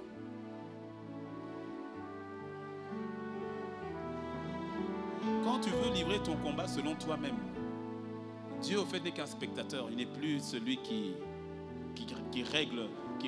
donne les règles. Je te vois rentrer dans la dimension, sur le ring. Tu vois, non, je te vois rentrer sur le ring. Je te vois. Et pour la petite histoire, 1 an et demi plus tard, je reviens sur Paris. Là maintenant, je suis déjà établi au Bénin. Et je reviens sur Paris, j'ai gardé le contact avec mes anciens collègues. Et j'appelle ma collègue. Je dis, mais tiens, Anaïs, comment tu vas et tout cela. Elle me dit, oui, ça va, content, comment tu vas et tout. Ah, tu es au Bénin maintenant, ok, très bien. Et puis à un moment, elle m'appelait tonton. Elle me dit, mais tonton, dis-moi un peu. Qui t'avait dit de quitter DHL? Je dis, quoi? Elle dit, qui t'a dit de partir? Écoute, hein, c'est la païenne musulmane qui me parle. Elle me dit, c'est comme si quelqu'un t'avait dit de partir. Je suis au téléphone, je dis, mais pourquoi tu dis ça? Elle dit, tu te rappelles de la directrice qui était venue te donner la promotion? Je dis, oui, elle a été virée. Je dis, what? Elle dit, tu te rappelles du manager, notre N+2? Je dis, oui, il a été viré. Je dis, hein? Tu te rappelles de notre manager? Je dis, oui, il est au Prud'homme avec DHL, il est en train de quitter. Et moi qui te parle, je suis en train de démissionner aussi. Elle me dit, c'est comme si, quand tu es parti, c'est comme si quelqu'un t'avait prévenu qu'il y avait quelque chose qui arrivait. Quand tu es parti, tout a changé. En quelques mois, tout a changé. C'était plus la même chose. Tout a changé. Tout a changé. Elle m'a dit, tu es parti au bon moment. Elle me parlait, j'avais la chair de poule au téléphone. Quand j'ai raccroché, je dis, Seigneur, je ne sais pas comment dire merci, je ne sais pas. Parce que moi-même, je sais le nombre de doutes que j'avais. Le nombre de fois où j'ai dit, je vais aller voir la directrice pour aller dire, bon, je suis revenu. Parce qu'elle m'avait dit, tu pars, mais prends ma carte. Elle m'a donné sa carte personnelle. Elle m'a dit, si tu reviens, si j'ai de la place, je te reprends en même temps. Le nombre de fois, j'ai lu la carte là. Oh, on peut parler, non quoi? Tu crois que quand on obéit à Dieu, c'est bon, peut-être, mais en tout cas, moi non. Quand tu parles là, à un moment c'est Shabbat, et puis à un moment tu dis, oh Seigneur, il y a quoi, Seigneur, c'est quoi? Je t'ai fait quoi? Avec des doutes. Non, Dieu est bon, Dieu est miséricordieux. Dis-moi, amen. Le nombre de fois que j'ai voulu abandonner, le nombre de fois où j'ai dit, non, c'est bon, je démissionne, le pépé, c'est sa chose, il va gérer, moi je ne peux pas, j'y arrive pas, je ne suis pas la bonne personne, et puis vraiment la galère, tout ça, non, faut que le nombre les pense, le nombre de fois, je te vois tenir ferme, je te vois persévérer, tu persévères. Alors je termine en disant ceci, et je vais terminer avec une illustration. Il faut que tu comprennes, Paul a dit, j'ai combattu mon combat. Et puis il dit, j'ai achevé la course. Nous sommes dans une course. C'est pour cela que, pourquoi parler du bon combat? Pourquoi parler de ça? C'est parce que ta vie ne s'arrête pas à toi. Ouais, reste dessus, très bien. Ta vie ne s'arrête pas, elle ne s'arrête pas à toi. Il y a plus que toi. C'est générationnel. Dieu est un Dieu de génération. Si tu ne vois pas ça, tu ne verras pas donc c'est que tu ne vois pas la dimension de l'éternité et que tu ne vois pas la dimension de la générationnelle des choses. Quand Dieu, en fait, nous sommes les maillons d'une longue chaîne. La vie ne s'arrête pas à toi. Il y a des combats que tu livres aujourd'hui, ce n'est pas pour toi, c'est pour ta postérité, avant que Jésus ne revienne. Il y a des combats que tu livres aujourd'hui, ça n'a rien à voir avec toi, tu n'en mangeras pas les fruits. Mais quelqu'un derrière va manger les fruits. Or, c'est comme une longue chaîne. Et sur la chaîne, il y a des maillons. Mais si un seul maillon se brise, la chaîne est endommagée. Est-ce que tu me suis? Ta place est importante. Tu n'as pas la nationalité que tu as par hasard. Tu n'es pas né dans ta famille par hasard. Dis-moi bon amen. Et en plus, tu ne connais pas le Seigneur aujourd'hui par hasard. Ou à quelqu'un l'opportunité t'est donnée aujourd'hui. Ce n'est pas par hasard. Tu es le maillon d'une longue chaîne. Quand Dieu te voit, Dieu ne voit pas que toi. Parce qu'il y a une course. Dan, venez avec ton équipe. On va illustrer. C'est parce qu'il y a une course. Toi, oui, mais ça, tu m'attends en bas. Toi, tu m'attends en bas. Vous, les autres, allez-y, placez-vous. Là, Paul a dit, j'ai achevé la course. J'ai achevé la course. C'est-à-dire qu'il y a une course où tu es... Abraham, mets-toi ici. Abraham, mets-toi ici. Venez, je vais vous mettre en ordre, ne vous inquiétez pas. Venez. Où est Moïse? Moïse est où? Moïse, viens ici. Où est David?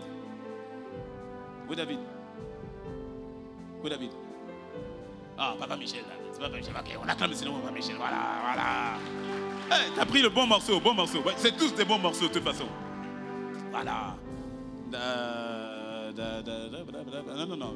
Abraham, Moïse, David, Esther. Donc, poussez-vous un peu comme ça. Poussez-vous un peu. Non, David, là. Non, c'est bon. C'est ça. Hein? Non. David, viens ici. Voilà. Rassurez-moi, c'est bien le bon ordre hein, dans la Bible. Hein? Non, Marie arrive. Marie est là-bas, on est d'accord. Oui, Marie, là-bas. Voilà, on est d'accord, non? Étudiant de la Bible. Abraham, Moïse. On est d'accord, non? Voilà, c'est bon. Et non, ça c'est le relais. C'est ici? Ok. Reste là. Reste là-bas, j'arrive. Cet été, donc c'est les Jeux Olympiques de Paris. D'accord? Tu connais la course de relais? Qui connaît la course de relais? Relais 4x100, relais 100 mètres, 4x100 mètres, 4x400, voilà. Donc le principe de la course de relais, c'est que y a un coureur qui court, il y a la piste et il court sa course. Et quand il court sa course, quand il a fait sa course, il passe le relais. Il passe le relais et l'autre va courir et ensuite va passer le relais et ensuite va passer le relais et ainsi de suite. Tu vois? Donc ce qui est important, oui allez-y faites passer et puis tu me ramènes. Ce qui est important, c'est que tu puisses courir, que tu puisses faire ta part, que tu fasses ta part au maximum de ce que tu es capable de faire pour transmettre. Notre vie, ta vie, doit trouver son sens dans ce qu'on va voir dans quelques instants. Sinon, il y a quelque chose qui manque. Sinon, nous ne vivons pas la vie que nous sommes censés vivre. Si tu ne vois ta vie qu'à ton niveau à toi, ma femme, mon mari, mes enfants, mon travail, mon petit chien, mon petit chat, je ne sais pas pourquoi. C'est de bons animaux, hein, les chats. Bref, tu as ton petit cocon et tu te dis c'est bon, sans plus. Et tu verras que dans ce cas, toutes nos prières, ça tourne autour de nous. Toutes nos prières, c'est par rapport à mes besoins. Toutes nos prières, c'est par rapport à l'école de mes enfants. Toutes nos prières, c'est nous en fait, c'est nous. Est-ce que tu sais que quand tu vas te retrouver devant Dieu, tu ne vas pas lui présenter tes titres fonciers? Tu ne vas pas lui présenter tes cartes grises? Tu ne lui présenteras pas tes diplômes? Est-ce que tu le sais? Est-ce que tu le sais? Et ce rendez-vous arrive, hein? Oh linga, que tu le veuilles ou pas, ce rendez-vous arrive et il arrivera. Il arrivera. Raison pour laquelle il est bon de s'y préparer dès maintenant. Alors revenons à Abraham. Abraham, quand on pense à Abraham, on peut penser à défaut que le but d'Abraham était de devenir papa. Ouais.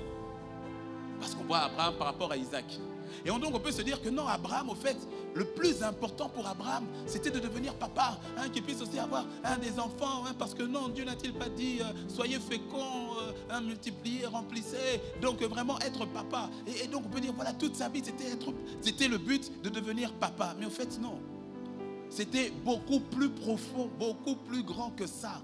Parce que dans Genèse 22, Dieu va dire à Abraham, toutes les nations de la terre seront bénies en ta postérité. Quelle était au fait la course d'Abraham, sa ligne d'arrivée?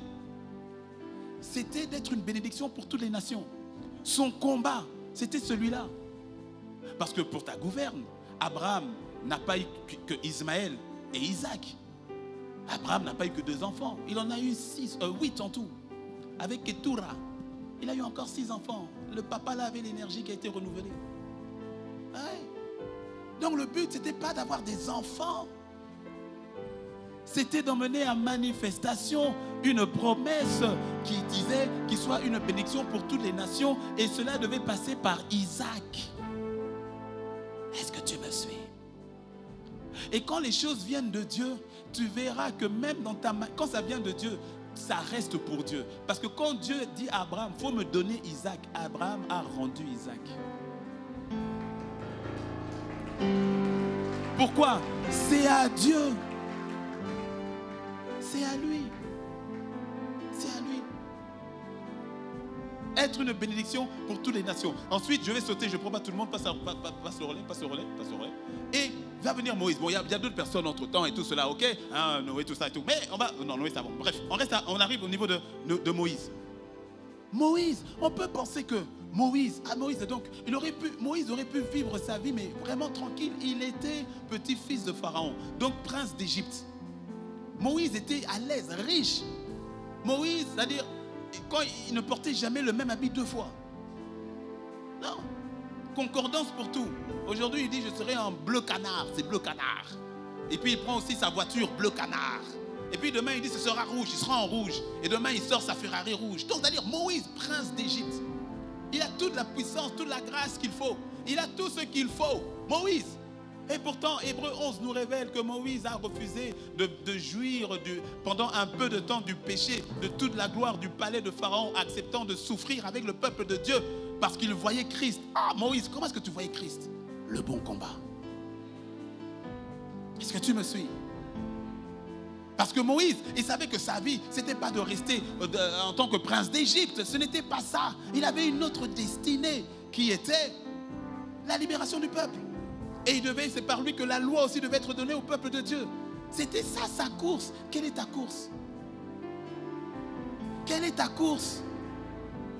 Quelle est-elle? Quelle est-elle? Parce que tu vois ici, entre les deux, il y a Joseph. Et Joseph, tu vas voir que Joseph, Dieu dit, c'est Dieu qui fait en sorte que Joseph aille dans le palais de Pharaon. 400 ans plus tard, c'est Dieu qui fait en sorte que Moïse sorte du palais de Pharaon. Le palais n'est pas l'objectif, c'est Dieu l'objectif.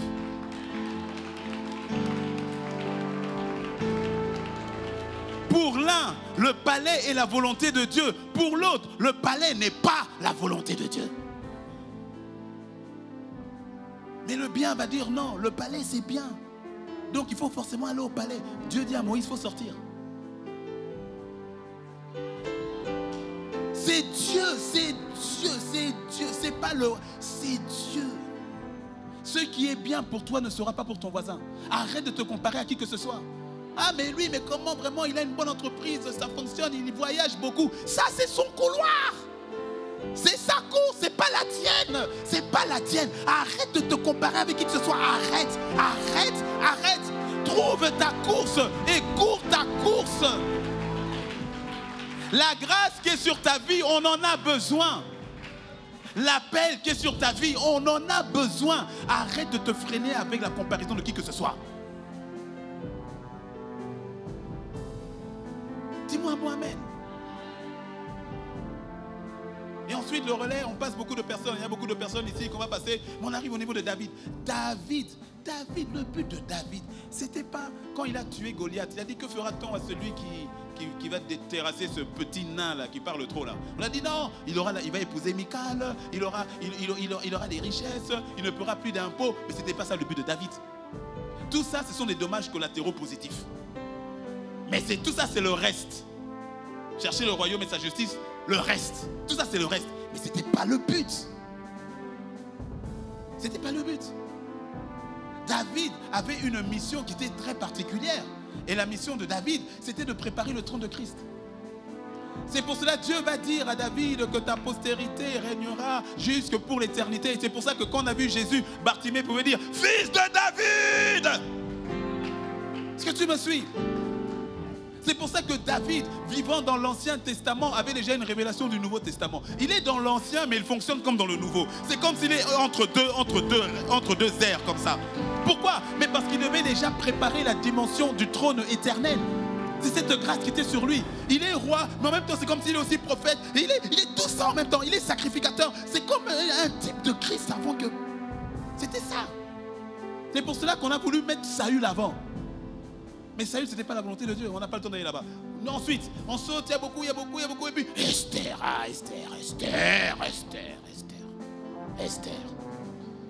Esther était bien la petite, elle a eu promotion. Elle est devenue reine comme ça là.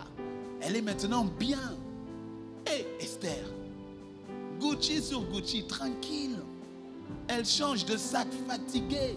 Elle n'a pas assez de place pour ses chaussures. Elle est reine. Elle va des fondations, orphelinats ici. Non, Esther, elle est bien. Elle dit, Dieu, tu m'as fait du bien. Dieu. Puis il vient un moment où, avec les manigances politiques, on veut exterminer tout le peuple de Dieu. Et Esther, elle est tranquille en train de prendre son... Moi, puis les poulets tranquilles. Hein. Elle est là, dans son palais. Les autres sont sur le point de mourir, mais elle est détendue. Hein, elle est détendue. Et puis Mardoché, il dit, petite, mais toi tu fais quoi? Tu vois pas que nous on va nous tuer ici? Il faut aller dire au roi. Et puis aller dire au roi, tu veux que j'aille mourir? Tu veux que j'aille mourir? Et tu vois, c'est comme ça que bien souvent, quand Dieu te fait du bien parfois, tu oublies pourquoi il t'a fait du bien. Quand Dieu te positionne, parfois tu oublies pourquoi il te positionne. Et t'as positionné, mon ami, c'est pas pour toi. La grâce que tu as, les grâces que tu as, c'est pas pour toi. C'est pour un but. L'intelligence que tu as, la beauté que tu as, l'argent que tu as, les faveurs que tu as, tout ce que tu as là, au fait, ce que Dieu t'a donné, c'est pas pour toi. C'est pour lui. C'est pour lui. C'est pour lui. C'est pour lui. C'est pour lui. Isaac n'était pas Abraham. Isaac appartenait à Dieu. C'est pas pour toi. Ma soeur, tes enfants, je parle surtout aux mamans, tes enfants, ce ne sont pas tes enfants.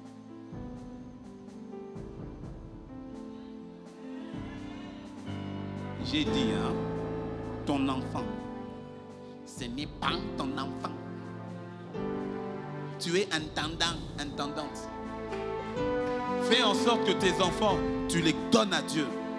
Fais en sorte que tes enfants servent le Seigneur. Fais en sorte que tes enfants, tu les libères pour servir Dieu. Tu en prends soin tout le temps qu'il faut. Mais quand vient le temps, tu dis, mon fils, ma fille, maintenant, sers Dieu. Maintenant, va dans la direction que Dieu a pour toi. Tes enfants ne sont pas tes enfants.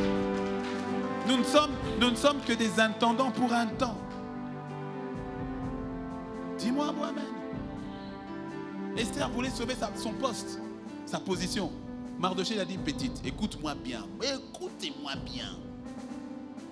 Mardoché lui a dit, si tu dis rien, si tu ne fais rien, je te dis, Dieu va nous aider quand même. Mais toi! Et puis il lui dit une phrase importante. Ne sais-tu pas si c'est pour un temps comme celui-ci que tu es reine? Je prie que la voix de l'Esprit parle à quelqu'un. Ne sais-tu pas si c'est pour un temps comme celui-ci? Ne sais-tu pas que la voix de l'Esprit parle au cœur de quelqu'un? Esther a failli laisser passer. Esther a dit, ok, j'ai compris. Papa, j'ai compris. Jeûne de 3 jours. Et puis elle est partie devant le roi, le Seigneur a fait grâce. Dis-moi un bon amen. Et puis je saute, hein, on saute beaucoup. Oui, voilà, merci, c'est bien Esther. Parce que le but d'Esther, c'était quoi? Sauver le peuple de Dieu de son extinction. Pourquoi? Parce que Dieu a un plan pour le peuple. Il ne peut pas mourir, le peuple ne peut pas être exterminé. Dis-moi un bon amen. Et pendant que je parle et que je sens une onction prophétique qui vient de descendre là sur l'estrade, il y en a quelques-uns parmi vous. Il y a un appel, tu as un rôle à jouer pour la nation.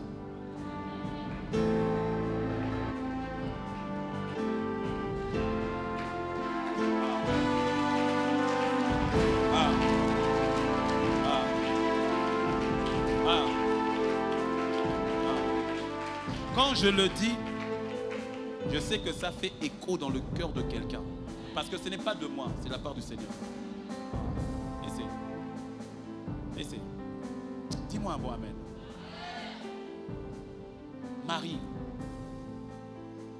Marie, son but dans la vie, ce n'était pas de se marier. Est-ce que le mariage c'est mauvais? Non, c'est bien. Mais ce n'était pas ça le but. Et d'ailleurs, laisse-moi dire à quelqu'un, le mariage n'est pas signe de réussite.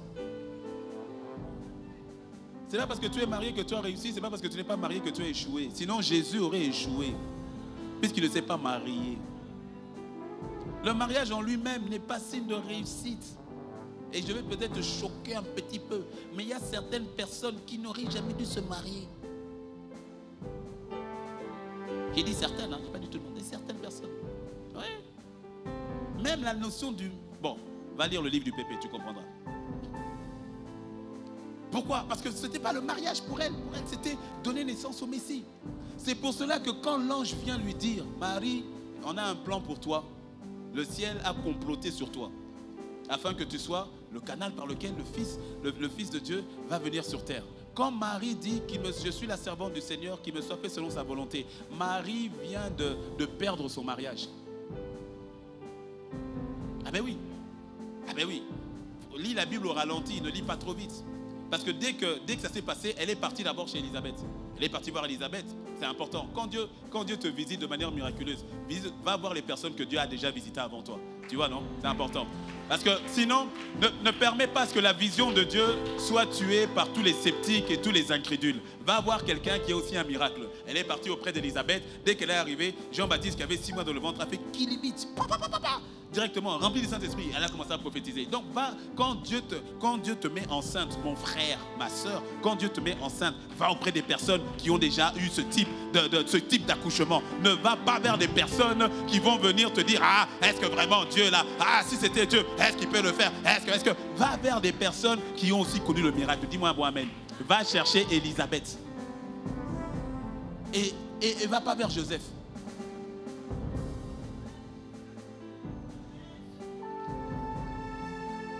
Bon, je ne vais pas là-bas. Parce que quand elle est revenue après auprès de Joseph, 3 mois plus tard, quand elle est revenue, Joseph a dit, hé, Marie, la salut, Marie. Mais pourquoi me faire ça à moi, Joe? Et comme Joseph était quelqu'un de bien, ah, Dieu merci, Joseph était quelqu'un de bien.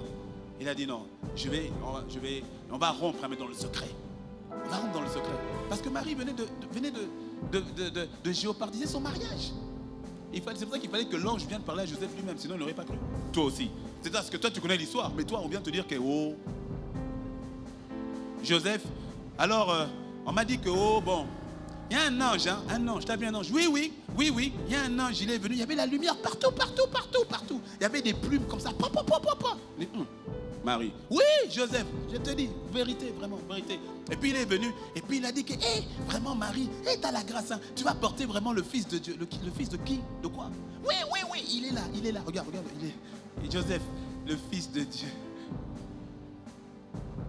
Qui va croire? Joseph va regarder ce mot, il a dit, dis-moi seulement c'est qui? C'est pas grave, mais dis-moi seulement c'est qui le papa? C'est pas Marie, dis-moi c'est qui? Elle avait géopardisé son mariage. Mais sa mission première, c'était d'être ce canal, de donner naissance au Messie. Le Messie qui est arrivé, passe le relais, qui est arrivé, et Jésus qui est arrivé. Et Jésus, c'est pour ça nous savons, sa mission, Jésus, sa mission première, c'était pas de guérir les malades d'abord. Hein. Parce qu'au fait, nous guérissons les malades aussi maintenant. Ah oui, nous guérissons les malades. Ce n'était pas sa mission première. Sa mission première, c'est pour cela, je l'ai dit au début, je suis à la fin, je ferme la boucle. Quand j'ai dit que tu ne peux pas te sauver toi-même. Tu ne peux pas te sauver toi-même. Il n'y a qu'un seul qui ait pu nous sauver, c'est Jésus. Parce que son but ou sa mission, c'était de sauver l'humanité au travers de la croix. Il n'y a que lui. Il n'y a que lui. C'est pour cela, parenthèse dans la parenthèse, ta mission, écoute-moi bien, ta mission sur terre ne consiste pas à aller au ciel.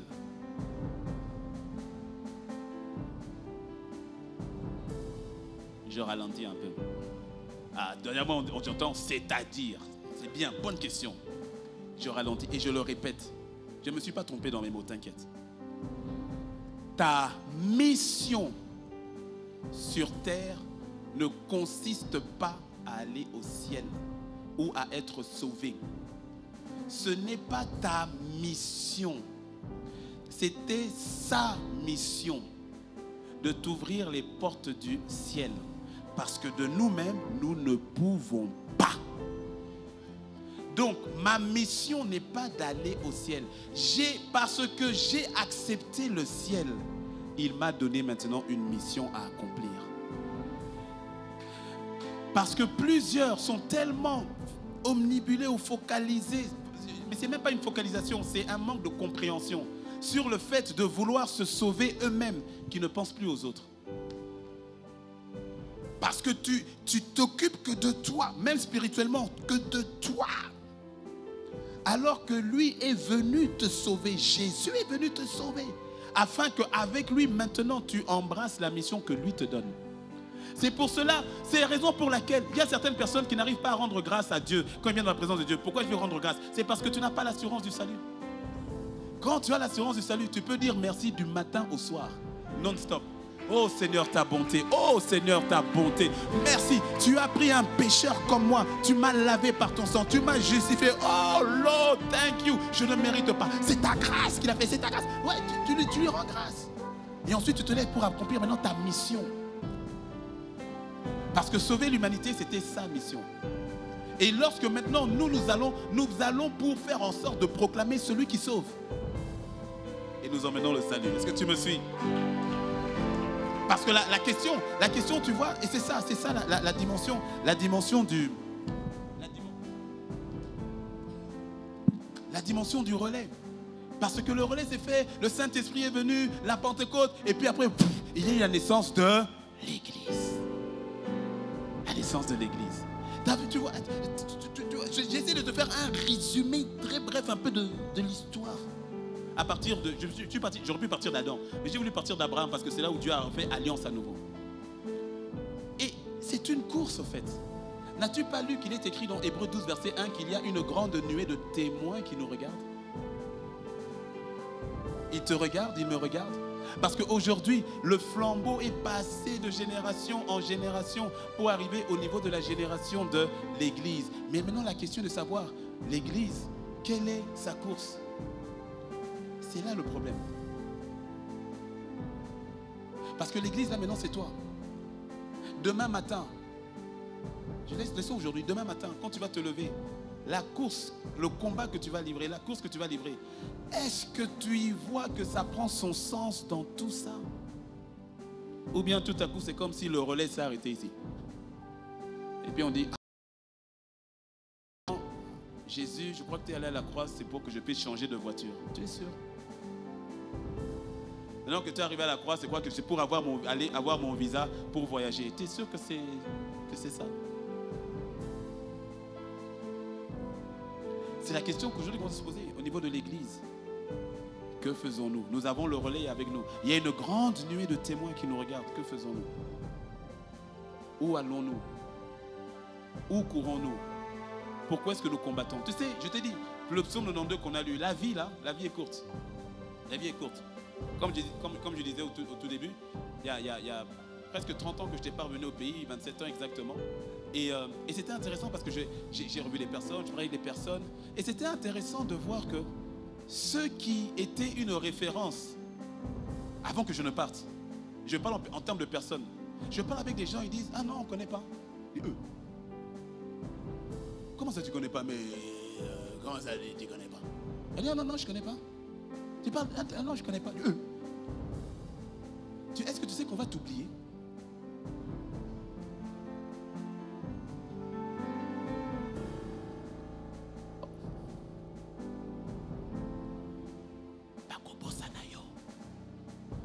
On va t'oublier. On t'oubliera.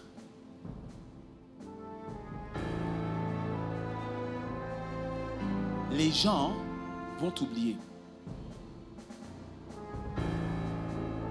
Ça va arriver. Il y a une génération, toute une génération qui ne te connaîtra même pas.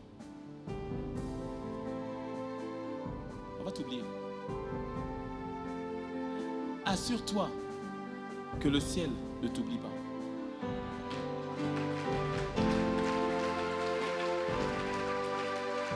Ainsi va la vie, on oublie.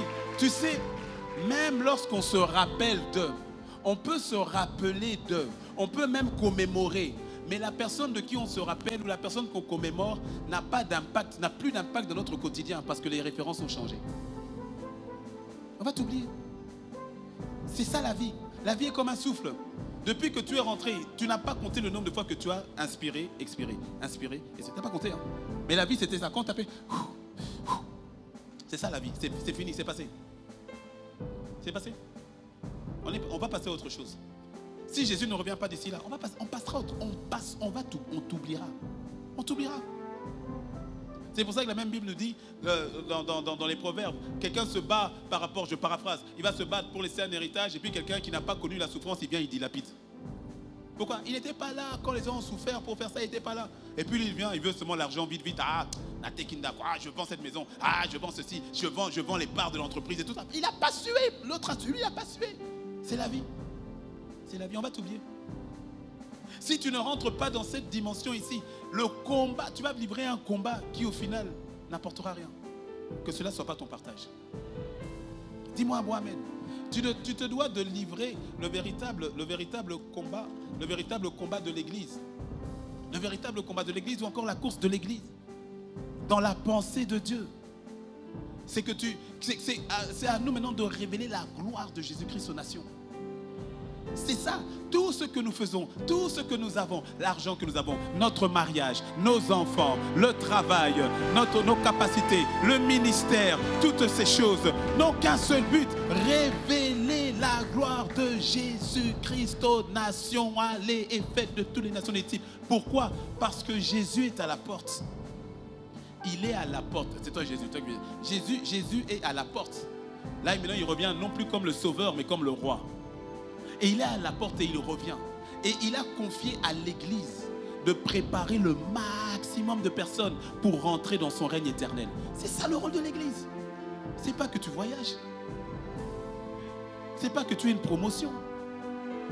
Ta promotion, ton voyage doit être dans la lignée parfaite de la volonté de Dieu en tant que celui qui porte le relais.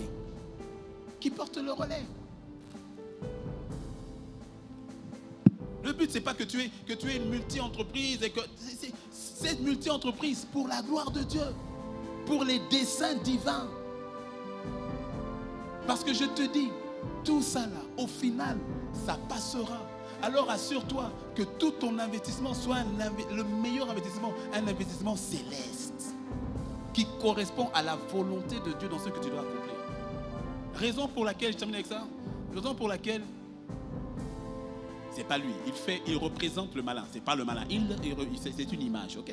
C'est la raison pour laquelle il faut voir que le malin, ce qu'il va vouloir faire, c'est d'emmener l'Église, de t'emmener à aller là où tu n'es pas censé aller.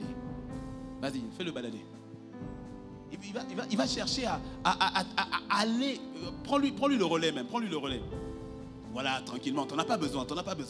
Il va l'emmener là où il n'est pas censé aller. Il va essayer de le distraire à gauche, à droite. Il va l'emmener là où Dieu ne l'attend pas. Et bien souvent, il va utiliser le bien. Lorsqu'il essaie avec le mal, comme il sait que tu es trop bien enseigné, tu es trop bien aguerri, alors il va aller maintenant dans des choses un peu plus subtiles. Il va à défaut de t'emmener, de te laisser dans le divin, il t'emmène quelque chose de très, très, très, très très bien, mais qui n'est pas divin.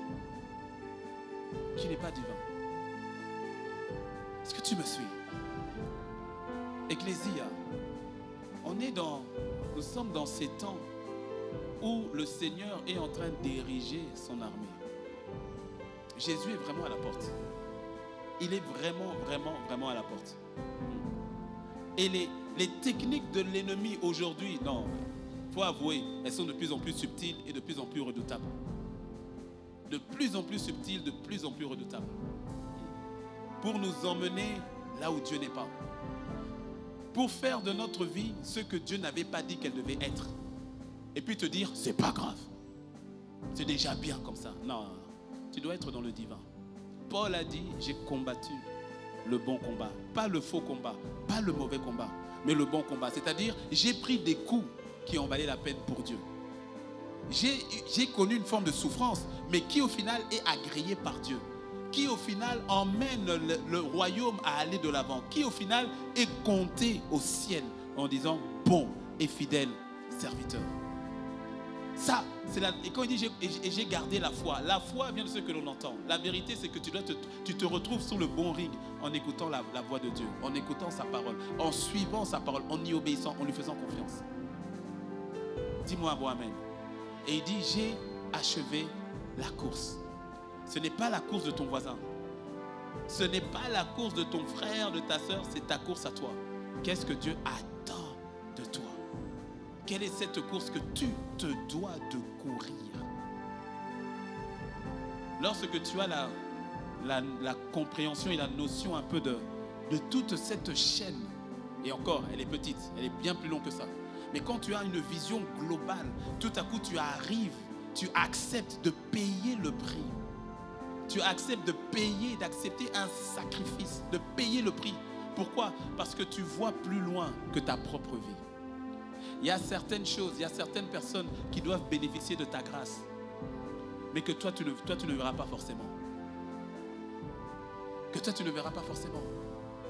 Mais parce que tu as une vision beaucoup plus large, tu te dis, Seigneur, je combats maintenant. Et même si ce n'est pas moi, au fait, même au travers de moi, la Bible dit dans Hébreux 11, ils ont tous, les Abraham, les Moïse, eux tous là, ils ont tous salué la promesse de loin. Ils ont dit, mais quelque part, elle s'est accomplie au travers d'eux. Au travers d'eux. Si Moïse ou Abraham s'était arrêté simplement à leur propre vie, on n'en parlerait même pas aujourd'hui. Et la chaîne continue parce que tu es l'église. Et l'église, la chaîne continue. Elle continue. Elle continue. Ne l'interromps pas jusqu'à ce que Jésus revienne. Ne l'interromps pas. Ne l'interromps pas. Parfois, on prend des coups. C'est pas grave. La vie, de toutes les manières, tu auras toujours des coups. D'un côté ou d'un autre. Donc, assure-toi de prendre des coups qui en valent la peine. Mais c'est un combat. Et dans le combat, tu prends, mais tu donnes. Dis-moi un bon amen. Tu prends, mais tu donnes encore plus. Et au final, que tu sois trouvé vainqueur. Dis-moi un bon amen.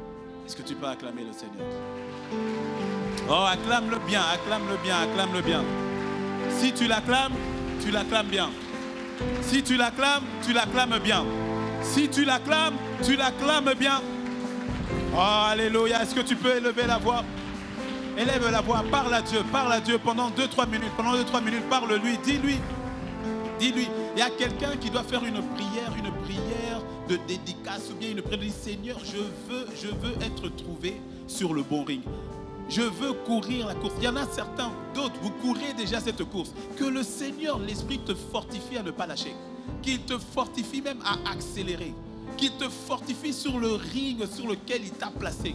Pour d'autres, tu dois accepter de dire, ok, Seigneur, je suis sur un ring qui n'était pas le tien. Je suis sur un territoire là, c'est pas là où tu m'avais appelé. J'ai fui tel combat. J'ai fui telle responsabilité. J'ai fui tel appel. J'ai fui cet aspect-là. Mais Seigneur, je dis, Seigneur, je reviens. Seigneur, non pas par ma force, non pas par ma capacité, mais Seigneur, par ta grâce. Seigneur, par ta grâce. Oh, est-ce que quelqu'un peut élever la voix? Seigneur, que nous puissions faire partie de ceux-là qui en ce temps-là pourront dire, j'ai combattu le bon combat. Qui en ce temps-là pourront dire, j'ai achevé la course. Qui en ce temps-là pourront dire, j'ai gardé la foi. Père, fais-le dans la vie de mon frère, fais-le dans la vie de ma soeur. Seigneur, fais-le dans la vie de ton Église, à ce carrefour important et capital dans lequel tu nous emmènes. Carrefour capital dans lequel tu emmènes ton Église.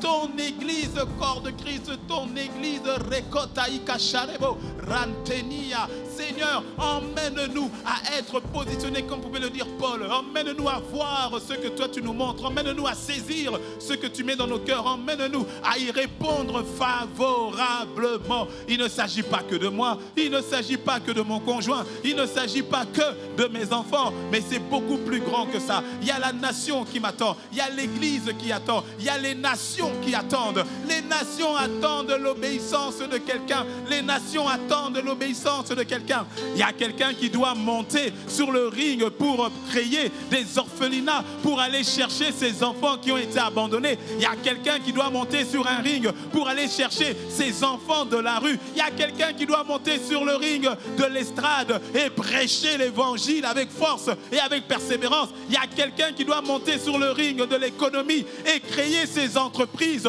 pour libérer plusieurs de la pauvreté. Il y a quelqu'un qui doit monter sur le ring, mais sur le ring que Dieu t'a dit, ne laisse pas la peur, ne laisse pas les considérations humaines t'empêcher de marcher, t'empêcher de combattre, t'empêcher de courir là où Dieu t'appelle, là où Dieu t'appelle. J'ai dit là où Dieu t'appelle, selon sa pensée, selon sa volonté, selon ce que lui il veut, selon ce que lui demande, selon ce que lui désire. Rekatayanamose, remayeketena, rekashayanamose, rebabare, eketene, ekatane, ekarema, ekatane, shayanabare mayanderema, ekete mama, sharabaya kanderia mama, ekete mama.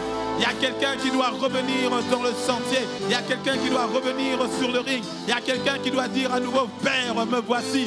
Seigneur, je reviens. Seigneur, j'accepte. Seigneur, je reçois. Seigneur, je marche. Seigneur, je choisis de marcher dans ta direction à nouveau.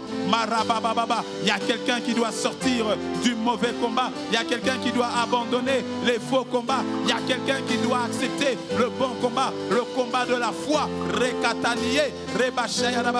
Le combat de la foi, il provient de la parole, il provient de sa parole, il provient de son instruction, il provient de son instruction. Rekabayanderia baba baba baba. Chanteria namare, rekababa baba baba, rekeyanderia baba baba. Share, share, share. Shabare yakababa baba, rekeyanderia baba baba, rokosiketenia na mama, rekabayanderia baba baba, sheketeria na mayande, rebabe, rebabe, rebabe, shareme, antere, andere, sharema yandekere, antere, antere. Seigneur, ramène ton Église. Seigneur, ramène ton Église. Ramène-la, ramène-nous, ramène-nous. Il y a quelqu'un quelque part qui attend mon obéissance. Il y a quelqu'un quelque part qui attend mon obéissance. Il y a quelqu'un quelque part qui soupire pour mon obéissance afin d'être béni, afin d'être délivré, afin d'être restauré, afin d'être sauvé. Rabashayakare, Rabashayakare, Shabayanderi Amare, Shaba Shaba Rema Yanderi Amamamare.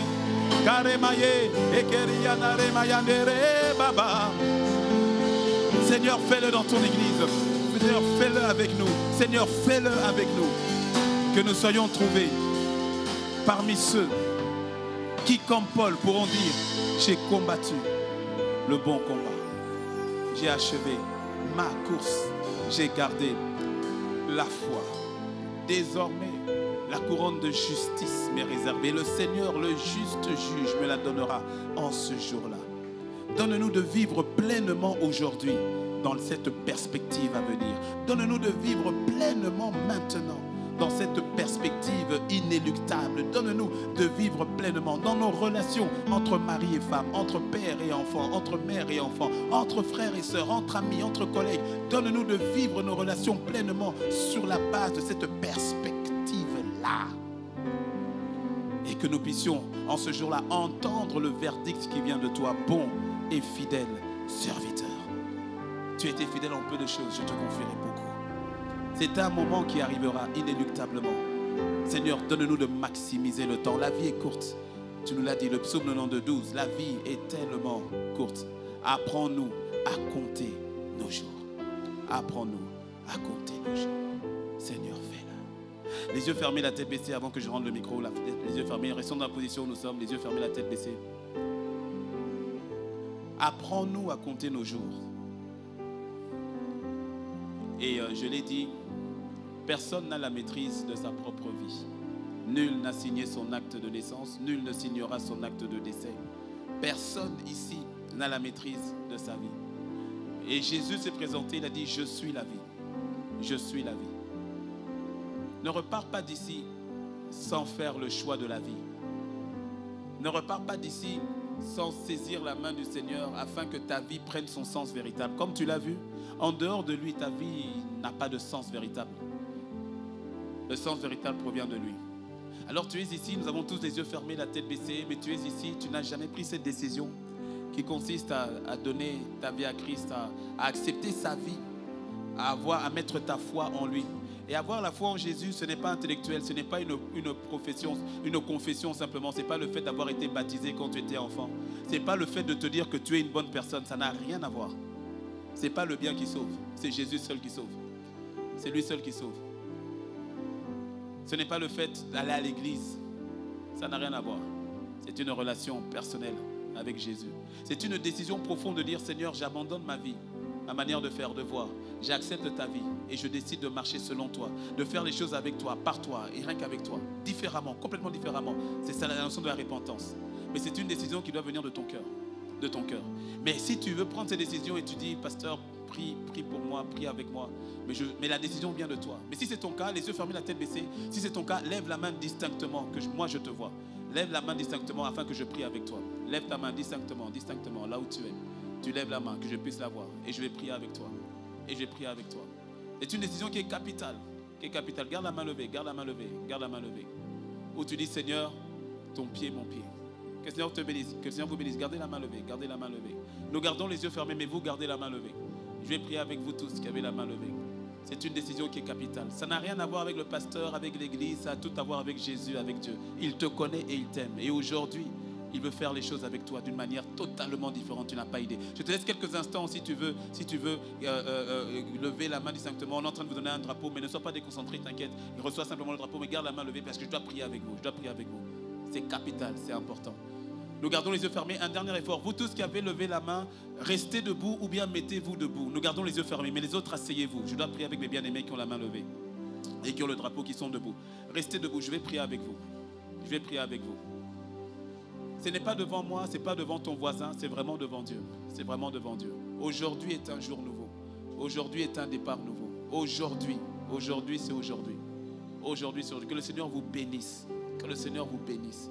Que le Seigneur vous bénisse à vous tous qui êtes debout. Que le Seigneur vous bénisse. Vous qui êtes debout, mettez la main sur votre cœur. Mettez la main sur votre cœur.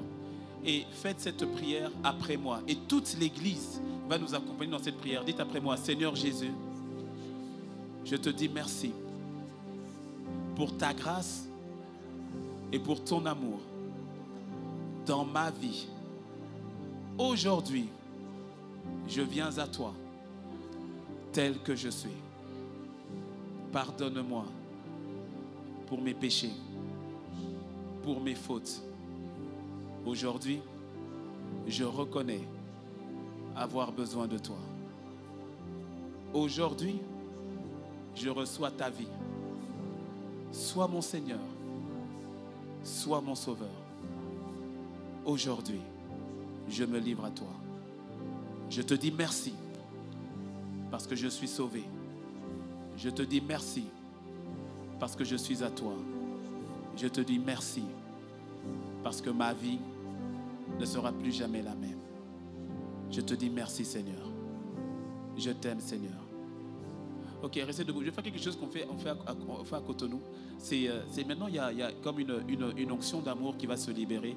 Si vous avez quelqu'un qui est debout à côté de vous, tendez la main vers la personne. On va prier ensemble maintenant. On va les recommander ensemble à la grâce de Dieu maintenant. Si vous voyez quelqu'un qui est à côté de vous, qui est debout, tendez la main vers la personne. Voilà, si vous êtes à côté, tendez la main tous ensemble. Est-ce qu'on peut élever la voix? Est-ce qu'on peut les recommander maintenant à la grâce de Dieu? La Bible dit, lorsque un seul pécheur revient à la maison, il y a de la joie dans le ciel. Lorsque un seul pécheur revient à la maison, il y a de la joie dans le ciel. Est-ce qu'on peut élever la voix et prier pour nos bien-aimés? Oh, prie comme s'il s'agissait de la dernière prière que tu pouvais faire. Il y a quelque chose qui est en train de se passer maintenant. Élève la voix, élève la voix. Seigneur, merci pour mon frère. Seigneur, merci pour ma soeur. Merci pour ce miracle que tu es en train d'accomplir maintenant. Il n'y a pas de décision qui soit plus importante que celle-ci. Les choses anciennes passent et voici, toutes choses deviennent nouvelles. Merci. La vie de mon frère ne sera plus jamais la même. La vie de ma soeur ne sera plus jamais la même. Tu as commencé une bonne œuvre et cette œuvre, tu es le seul à pouvoir la rendre parfaite. Qu'il en soit ainsi dans la vie de mon bien-aimé, qu'il en soit ainsi dans la vie de ma bien-aimée. Nous les recommandons à ta grâce, à toi qui fais infiniment au-delà même de nos prières, au-delà même de ce que nous pourrions penser ou imaginer. Qu'il en soit ainsi dans le nom de Jésus. Et quelqu'un dit un bon.